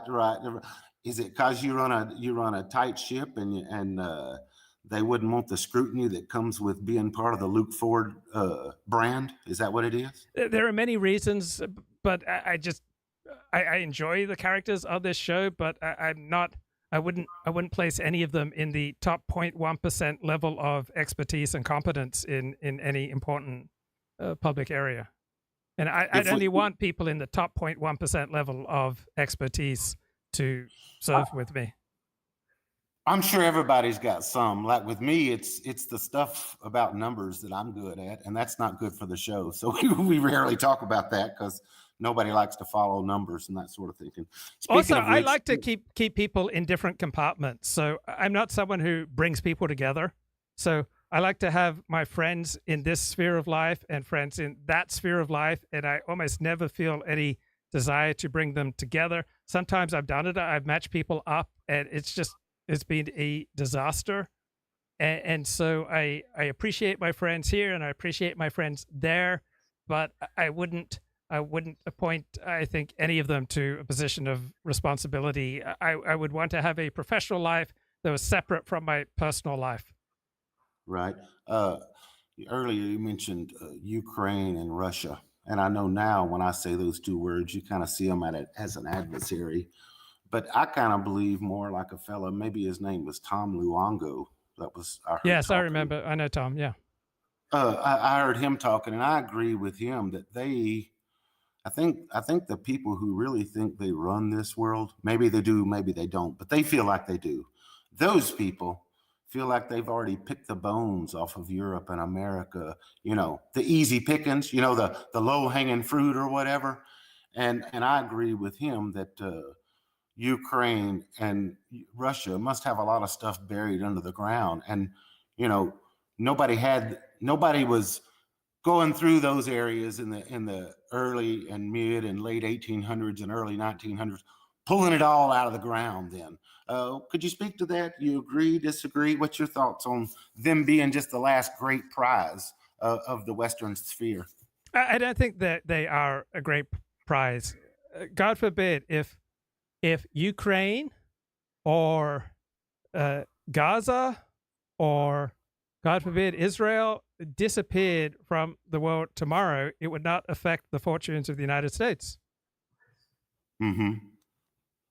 Yeah, you're probably right. I mean, like I tell you, I still believe you and I live in a world where everything, about 86% of everything we hear is bullshit to some degree.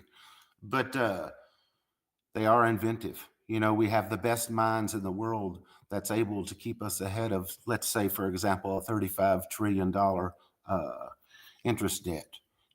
So that's what you and I pin our hopes on, the same thing. That 1%, that top 1%, is going to help us think our way out of this. You agree there?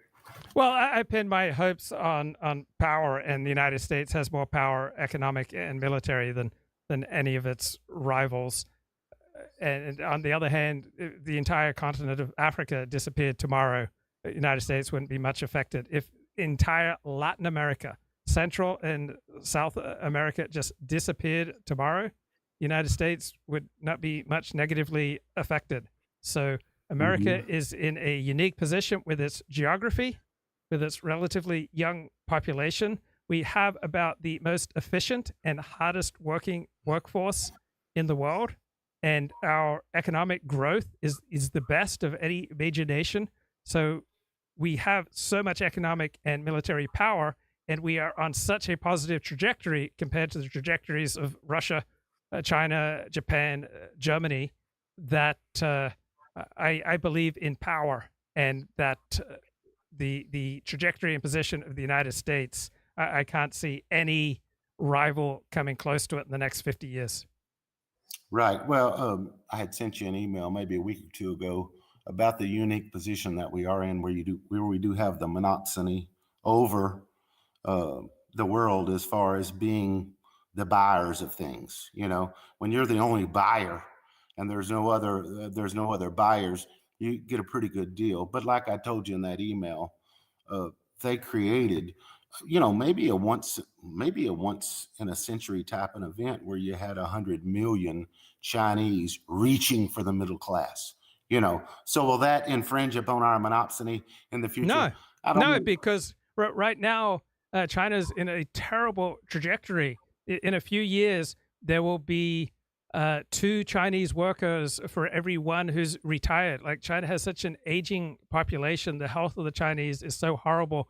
The level of pollution in their country is so awful that they are in a downward spiral. They're just in a terrible, terrible trajectory. And so, no, I don't think that China is our main geostrategic rival, but I see no evidence that they're going to overtake us. I feel you. I've been meaning to ask you this. You know, you come from Australia, right? Yeah. And the way my mind thinks, it throws Taiwan in a bucket with Australia, because you both have like 26, 27 million people. And I know that a trip from maybe Perth up to the Great Barrier Reef is probably about a 2,500 mile trip, is it not? It's a long trip. Yes. Okay. Yep. Okay. So my point is, how is it staying so devoid of people?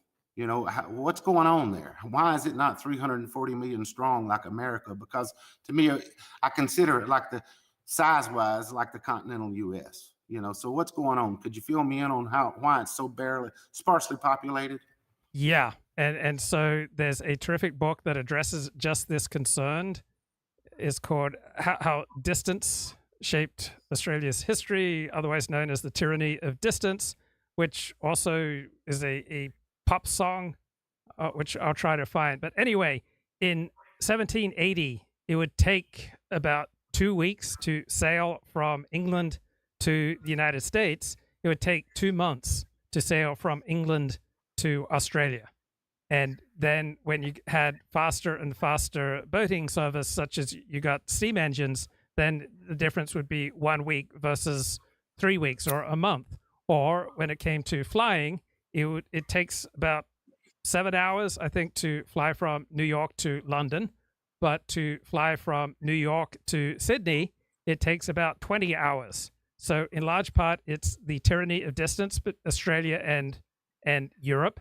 Another thing is that Australia is largely desert. All right, most of Australia is not really hospitable for living in, and so overwhelmingly Australians live in coastal areas. They're a highly urban society. Very few Australians live in the outback, and so if you wanted to dig in more, this book, The Tyranny of Distance by Professor Jeffrey Blaney, is the single best book. So he says the long distance between Australia and the center of the British Empire made Australians unsure about their future economic prosperity. Tyranny has largely been surmounted, may have worked in Australia's favor in some ways, but it definitely discouraged people who wanted to move out of Europe and England. Right? Overwhelmingly, they chose the much easier journey to the United States when compared to England. And I'll try to find the pop song. Oh, okay. I noticed historically when the first thing that jumps out when I looked at Australia on Google Maps is the orangeness. You know what I mean? The heart of it is orange. It looks almost parched. You know, the whole damn thing looks parched. But at the same time, there's a Sydney there, there's a Melbourne, there's a Canberra, there's a Adelaide. You know, they got cities, but even when you add them all up, you know, it comes up to Taiwan. So I don't know. That just always, I wondered about that. But another thing I was going to mention to you again earlier, if you notice, there's a constant theme with me. It's always media mendacity. I hate those people. They're disgusting. They do more harm than good. And I noticed that leading up into the holidays, both Sonny Hostin and Joy Reid were condoning cult behavior from their viewers by saying, you know, you should shun people, you know, that voted against women's reproductive rights and all this horse shit. What do you think about that kind of bitterness and divisiveness? Shouldn't the advertisers step in? I mean, and call them out on this? At what point is it over the line, Luke? I guess is what I'm asking you. Well, it's not so much over the line. That just depends on the nature of your hero system. It's a question of what's more adaptive and what serves you best. That's the most important question here. You, not necessarily meaning you, Kip, but you, the person who's listening to me right now. What serves you best is an attitude of understanding rather than outrage. Outrage almost never serves you unless you're fighting for your life in a back alley, right? Then outrage serves you. Otherwise, outrage doesn't serve you. And so it's a far more important question. Why do other people see reality this way? And that is just a more adaptive way to go through life. So why do people see the world and the reality of Donald Trump in a completely opposite way from you? Is because they have a different hero system. Why do they have a different hero system? In part, it may well be physiological. Our genetics predispose us to different types of politics, and then the early imprinting of how we are raised predispose us to different politics. But when you understand the power of genetics, you are much less likely to get outraged by people who not just see the world differently than you do, but experience the world differently than you do. When you understand the power of early imprinting, how people were raised in a particular social milieu, and how that affects their politics, then the need for outrage just disappears. So the people who you hate, they simply have a different physiology from you. They have some genetic differences from you. They operate in a different social milieu than you, and they had different early childhood experiences than you. And neither one of you chose your politics. It was overwhelmingly a genetic, physiological, and social response. And so when you understand, then there's no need to be outraged. Right. Well, I just, it's cult-like when it just, there comes a point where I just think it's doing more harm than good at that point. But Wait, anyway, what's doing more harm than good? I mean, how are you benefited from being perpetually outraged when you think about these things? I just don't see how it makes you happier, more effective, to have a wiser and more clear understanding of life, to be outraged by people with different politics from you. I just don't see how it serves you. Well, specifically, they're encouraging people to shun family members at the holidays that had different political beliefs from them. And I find that to me, it lends itself to those people have some sort of madness. Ancient kings and queens, they felt like madness was contagious, so they would bypass certain towns or districts that they thought had caught some madness. And I just feel like we live in a time that there's a lot of that, and that they're dishing a lot of it out, and it's counterproductive. That's all. I know they're trying to sell soap products or pharmaceutical drugs or whatever, but do you think that they're morally inferior to you? On most things, yes. Okay, yes, and how does it serve you? So I see the argument that you're making that madness is contagious, and so I see that that advantage to your perspective, right? You get to steer away from madness by having the clarity that you do. But having an outrage about it, how does that serve you as opposed to having an understanding where there's no outrage, you just understand they have different physiology and social cues? I mean, it's not my raison d'etre, but it I don't know, makes me tingle, but it's the wrong kind of tingle. It's the wrong kind of tingle. I'll try to practice a little understanding, because I was in the Black Friday hell of traffic today. We've got this one town with about 1,300 people, and it happens to be the town with the Walmart and all the corporatized area, And so I left out of there, and the speed goes 30 miles an hour, and then it goes to 45 as you get a little further away, and then it goes to 55. Well, when it goes to 45, I just went up to 60, and I passed one too many cars. It's a 2-lane road, but I think maybe I passed one too many cars on that broken line, because the cop came after me and wanted to know what the hurry was. But he had a lot of understanding, and he's right. He's right for not writing me a ticket. And I appreciate him for that.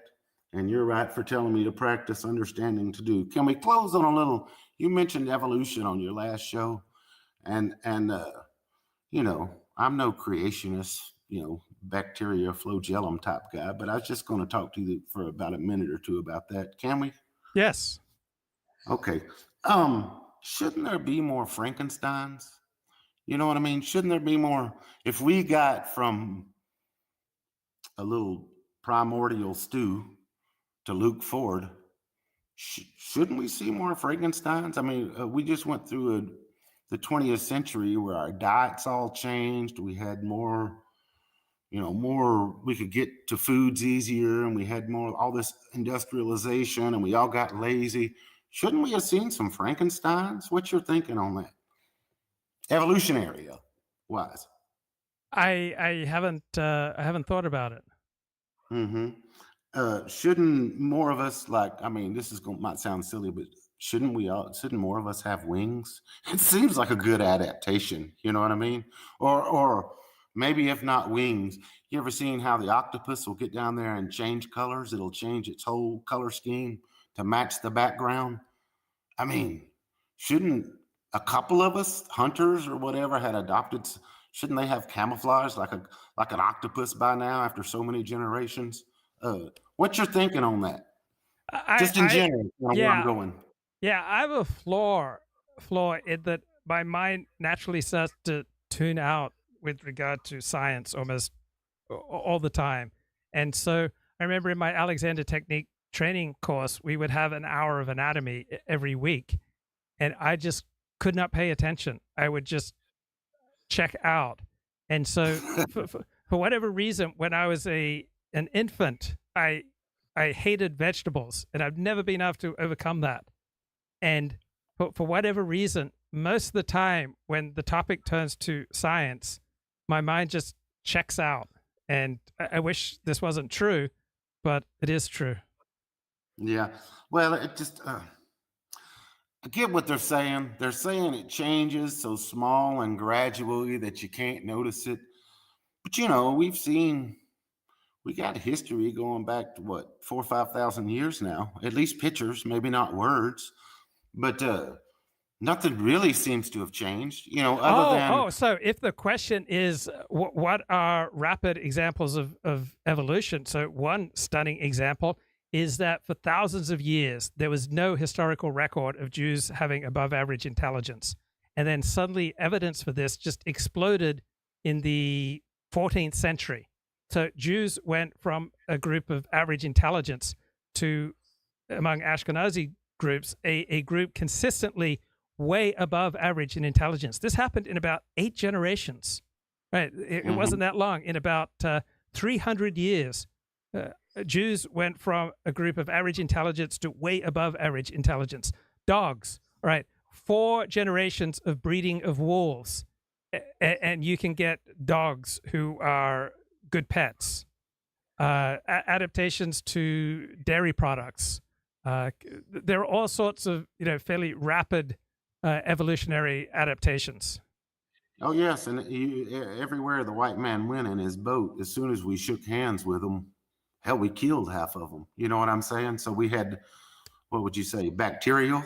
Yeah. We didn't just kill half. We killed like 80 or 90%. But those that survived, they had a defense against certain diseases. So the 90% of the population that didn't have a genetic defense, they all died out.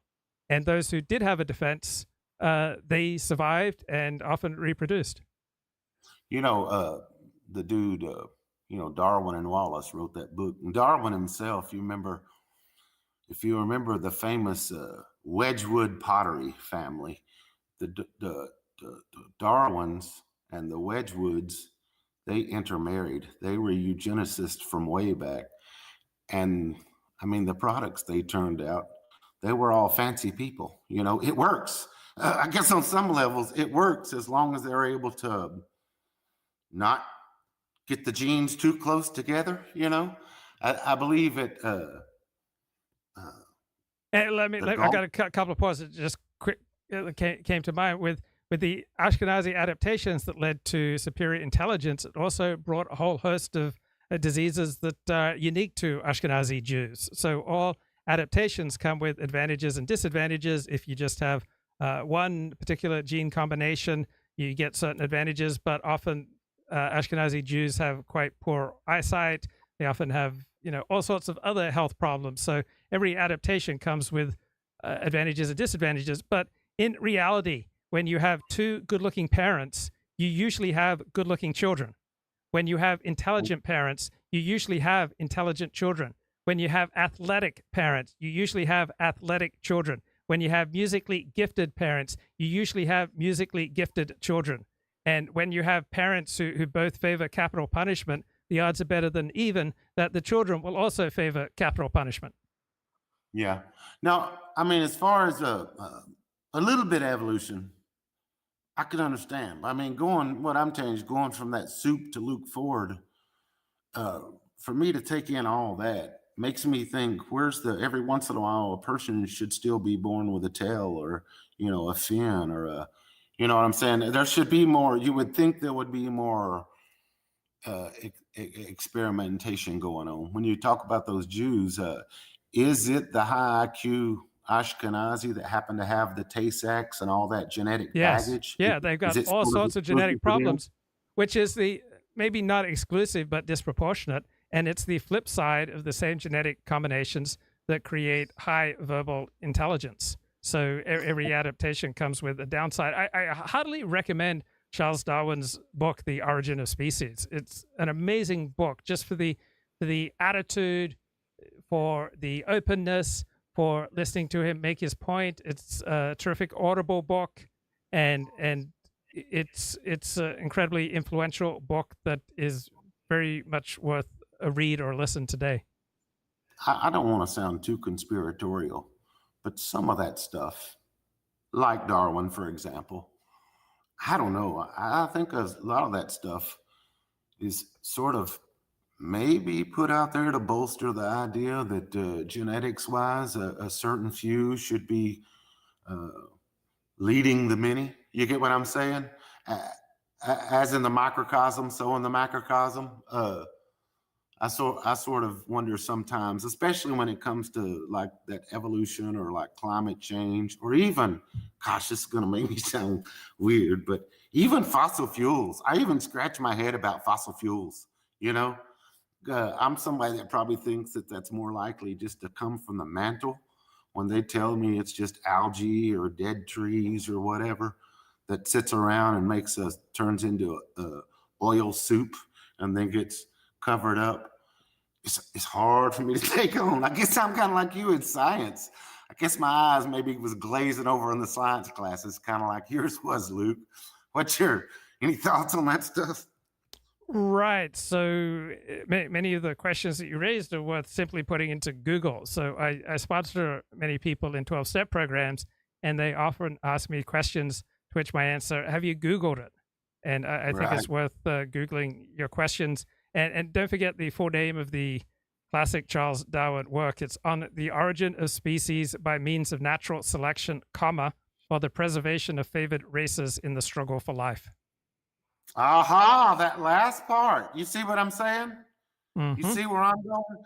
There's always a reason, they say, and then there's another reason lurking in the background that might have been what gave him the funding. Not saying Mr. Darwin was up to.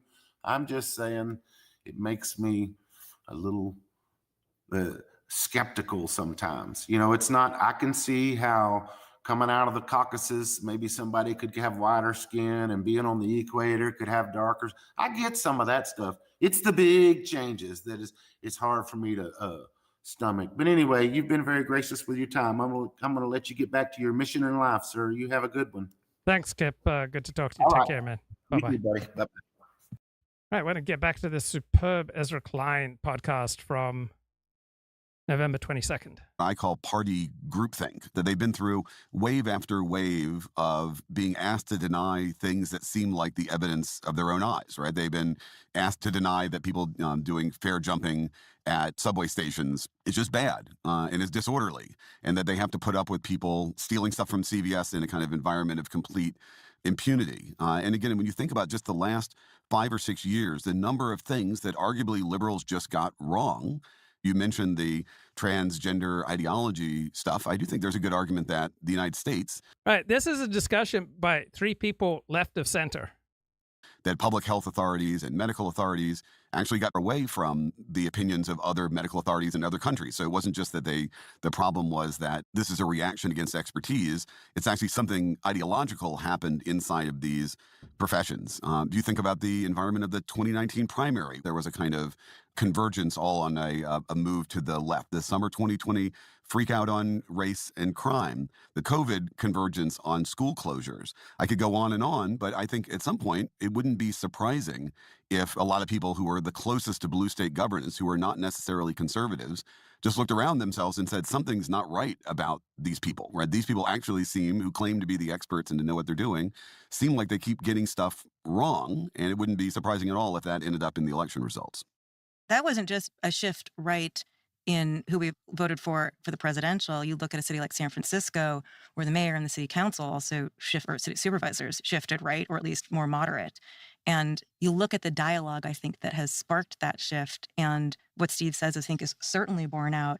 They're less worried now about the sort of performance of liberal values or getting their elected leaders to say the right things that sound liberal, and more worried about real outcomes because it's in their face. And they're starting to build power around the idea that this institution actually has to work no matter what we say our values are. They're looking at these issues that have been really, I think, at the federal level until now. How do you have the capacity to actually do this? How are we going to have the right people in place inside government in a city like San Francisco? How are we going to reduce the burdens on those people so that actually can get the housing built, for instance? And then how are we going to close the loop between the intentions of law and policy and its implementation? And you see groups like the Abundance Network actually building power behind those ideas, not just we're a liberal city, we're going to say nice things. I think, Steve, there is a connection with some work I know that you're doing. So after 2016, Democrats, I think, become rightly alarmed about minoritarianism in elections at the federal level. You have Donald Trump winning with... So standing desks have become increasingly popular as the dangers of sitting are known, but standing is quite tiring. So I am now 3.5 hours into this show. I have been standing for 3.5 hours and I'm a little tired. So normally when I'm reading, right, I kind of go back and forth between standing and sitting. So usually it'll be, say, an hour standing and then an hour sitting. So right now I just want to sit for a few minutes. I am a little tired. The Electoral College, but not the popular vote. There's a very big red preference in the Senate for Republicans. And you sort of have years where one of the main things Democrats are talking about, and again, I don't dismiss this, I think this is a real problem, but is the capacity of the Republican Party to wield very large amounts of power without actually winning a majority of the electorate.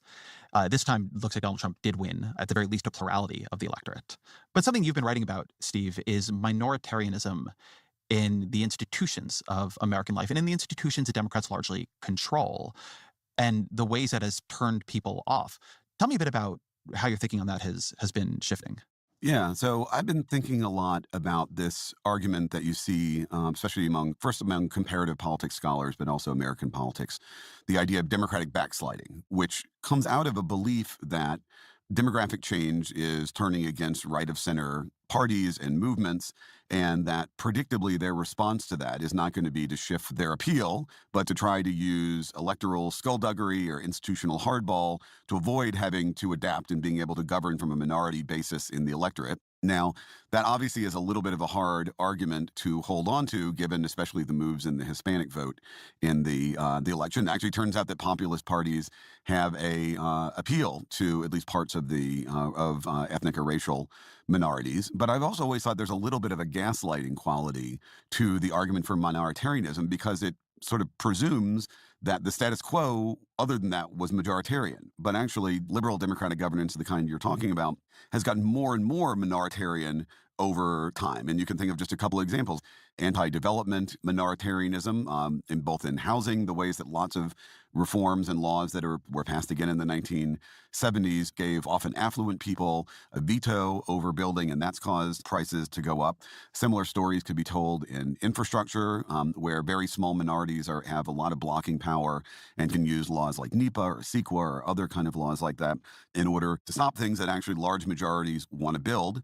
And the final example I would give is what I call regulatory professional minoritarianism. A lot of the regulation, especially social regulation, that comes out of agencies around things like Title IX, which was all over the discussions of trans issues in this, are really driven by small professional consensuses, and that end up generating things that make entire sense within those small professional groups, but are often seem weird to people on the outside. And so I think one of the challenges that we need as we're starting to think about what a Democratic Party looks like going forward is actually to think about whether this party, the party of FDR, the party of winning big majorities, has become so captured by the various different forms of minoritarian governance that it's hard for them to really think in encompassing ways about what building broad majorities would look like.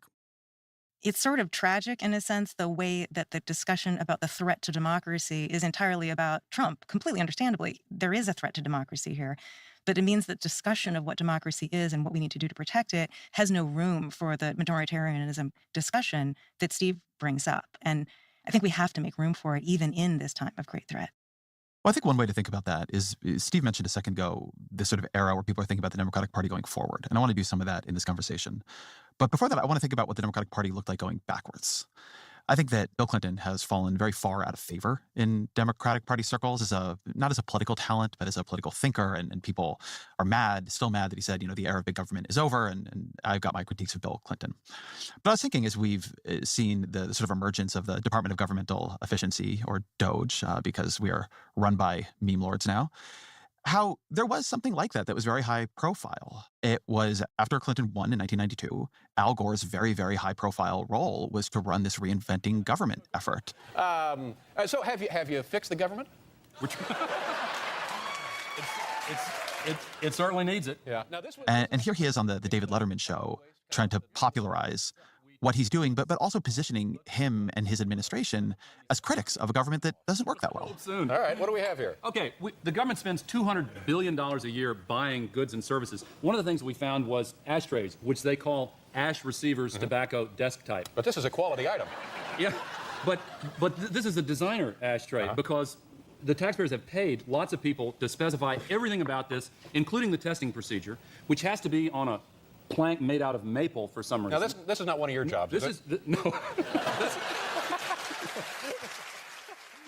I'm curious, Steve, when you look back at that era in the Democratic Party and the sort of complicated relationship it had with the government, both the party of government and really trying hard to be the party of government reform. How is that possible then, and what lessons are in it now? Yeah, I mean, I think we should go back to the point that Jen made, which is that there's a space for what you might think of as internal institutional critique, where we do think that expertise and institutions of various sorts are really critical, but that you can love institutions to death. You can love them enough to always defend them, whereas actually being a good institutionalist often means you have to be willing to reform the thing you love in order to make it actually worthy. So here are my bookmarks on X, some of the news outside of the headlines. Syria. Prisoners in Aleppo, Syria are being broken out of prison in huge numbers. So rebel forces in Syria are within about 3 miles of the capital of Syria. Wild situation unfolding as we speak. What happens next will have massive consequences both in the Middle East and in the West. Meet Adelphus Rodriguez Carmona, an illegal and a member of a violent Venezuelan gang who was arrested in Tennessee for operating a sex trafficking ring. He was previously arrested and released multiple times in New York, Illinois, Wisconsin on crimes from shoplifting and unlawful use of weapon. Mass deportations cannot come soon enough. Democrats now realizing that the $1.4 billion they spent on Taylor Swift, Beyonce, Oprah, Eminem, Lizzo, Megan Stallion twerking on stage, and AstroTurf TikTok influencers no match for authentic grassroots organizations like Charlie Kirk's Turning Point. Just when you think things could not get any wilder, when you thought that the pager operation in Lebanon was phenomenal, now we have reports across Syria that dozens, maybe even hundreds of pages and walkie-talkies of the Assad Syrian regime have mysteriously started exploding. And they're blaming Israel. The Hill. There's a growing feeling among Democratic lawmakers that the Biden administration completely mismanaged the huge surge of migrants across the southern border and that this hurt the party dearly. You think so? All right, Sean Trend. One thing that has struck me about COVID discourse is that volunteerism still seems to be struggling. Also, religious attendance. My son's once thriving Cub Scout pack has been constantly on the verge of folding because we can't get enough parents to sign up and kids to participate. So all sorts of rituals and volunteering and religious participation that people were doing prior to COVID have not returned at similar numbers. Things are less severe with the Boy Scout troop, but membership is still down 20%, and adult leaders are harder to come by.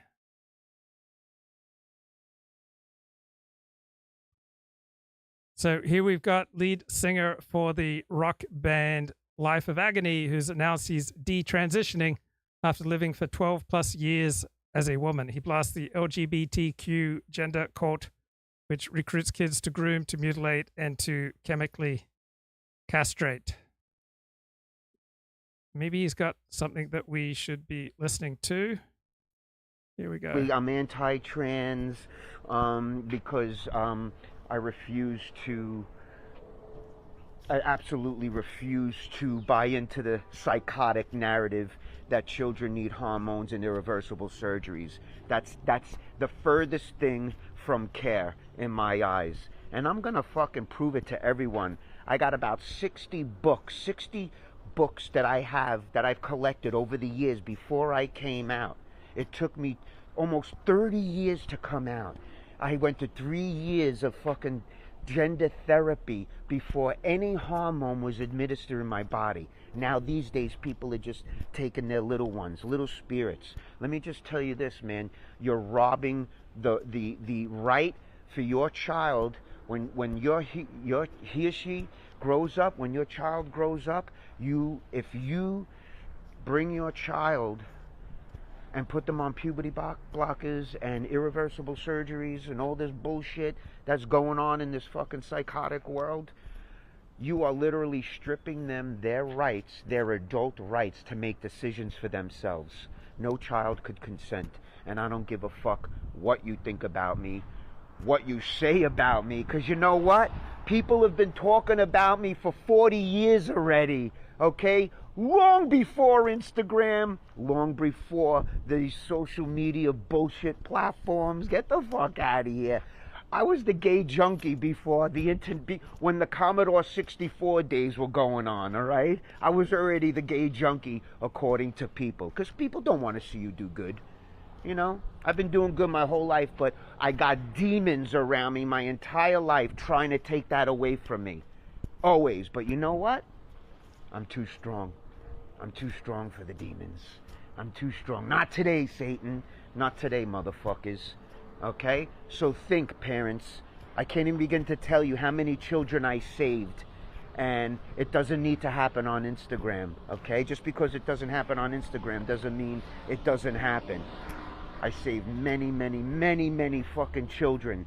So many parents, fans of mine have come up to me and said, yo, Mina, you know, Keith, whatever the fuck. Thank you for saving my child. My child wanted to go on hormones. My child wanted to be a boy. Now, and I'm just using this one example, now my one friend's child who wanted to be a boy is back to being a girl. She started playing drums again. She's totally a tomboy. She's in a softball league. Now just imagine bringing your little kid to and incorporating these irreparable changes in their life, these irreversible changes. Then what? What are you gonna do, parents? What are you gonna do when your children come up to you 5 years later or 10 years later and say, Mommy, Daddy, why did you listen to me? I was only a child. Let them play. That's it. That's the affirmation. Let them play. If I had a little boy and he wanted to be a she, I'd let him play. I'd let him play. No drugs, no hormones, no fucking irreversible surgeries, no side effects. Every fucking designer drug has side effects. Get the fuck out of here. I'm done with you motherfuckers. I'm done. The more pushback I get, the louder I become. You don't understand. You're fueling me. You're fueling me.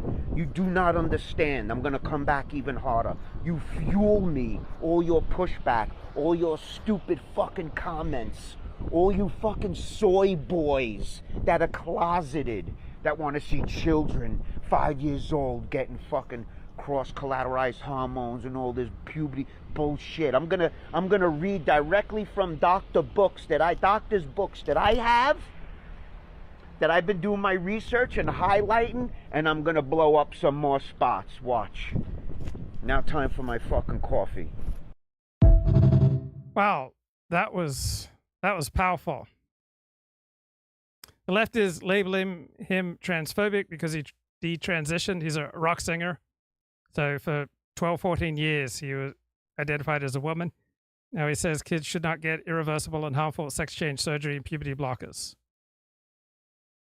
Donald Trump's favorability among Hispanics reaches an all-time high, 42%. And why the heck do we have NATO troops training just a few miles from the Russian border? Right? That doesn't strike me as a good idea. Soldiers from the UK, Croatia, and Romania are taking part today alongside U.S. soldiers. Do you expect that Russia knows what's going on today? Absolutely. How do they watch? From all different means. I mean, open source collection, for sure.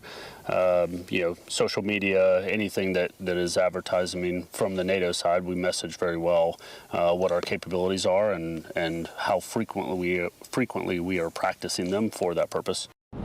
Soldiers from the UK, Croatia, and Romania are taking part today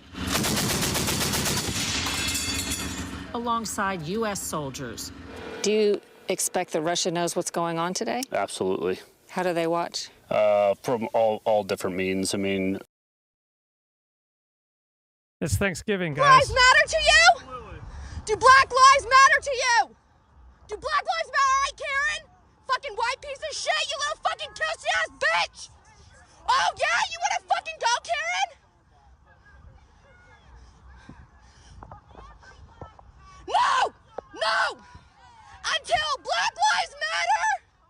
Until Black Lives Matter, no life matters! Black, white, yellow... That is not our fight! Until Black lives mean something to this country! No. No.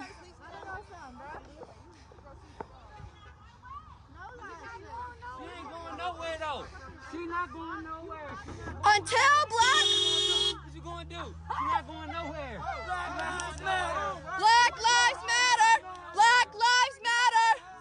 Do Black Lives matter to you? Do Black Lives matter to you? Do Black Lives matter, all right, Karen? fucking white piece of shit, you little fucking pussy-ass bitch!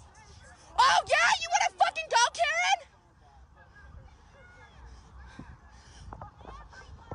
Karen? Okay, good times.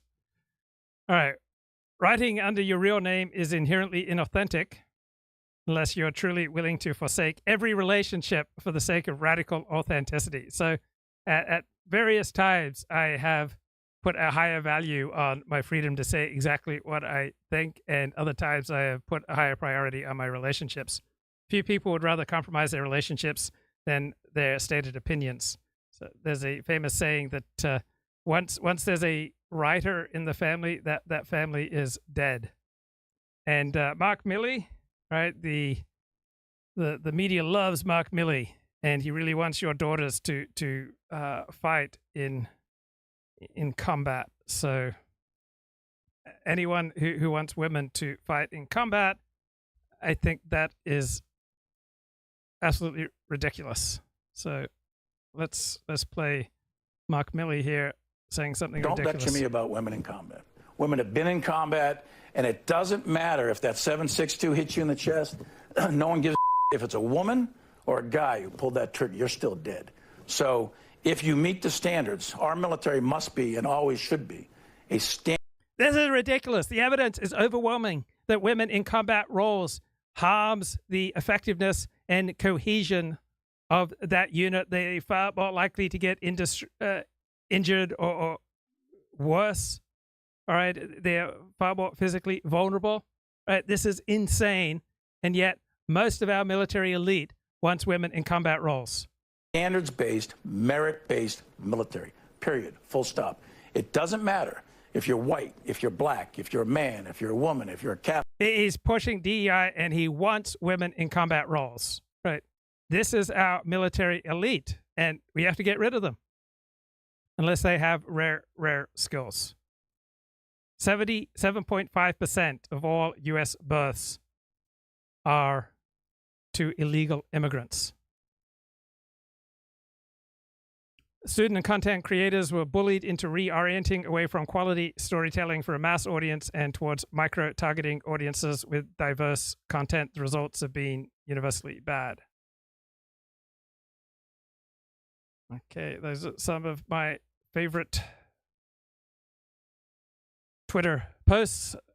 Let's get back to this Ezra Klein discussion on how we can have a more effective and efficient government. Of defense. I actually think about this a lot in terms of universities. So universities are about to be facing a lot of attacks, and I think some of them are justifiable. That we've seen gradual increases in ideological homogeneity, and there's an attack from the outside that really wants to, in many cases, destroy these universities, or at least bring them to heel. Whereas I think there's a kind of internal critique that we can have in these institutions that say, look, these places need to become more ideologically heterogeneous. They need to have more of a culture of free speech in order to preserve themselves as institutions. And I think you saw the same thing in Bill Clinton and Al Gore, that they realized that if people are going to trust institutions and they're going to trust them to do big, important things, that people have to think that the people who are running them are actually willing to grab them by the scruff of the neck and actually reform them. Now, I think a lot of the reforms that came out of the Reinventing Government initiative, especially the early outs for civil servants, which often led the best people to leave the government, didn't exactly work out the way they should. But I think Clinton definitely recognized that for people to be willing to let government do big things, they needed to trust that government was actually on their side and wasn't entirely captured by their own employees and processes. Okay, let's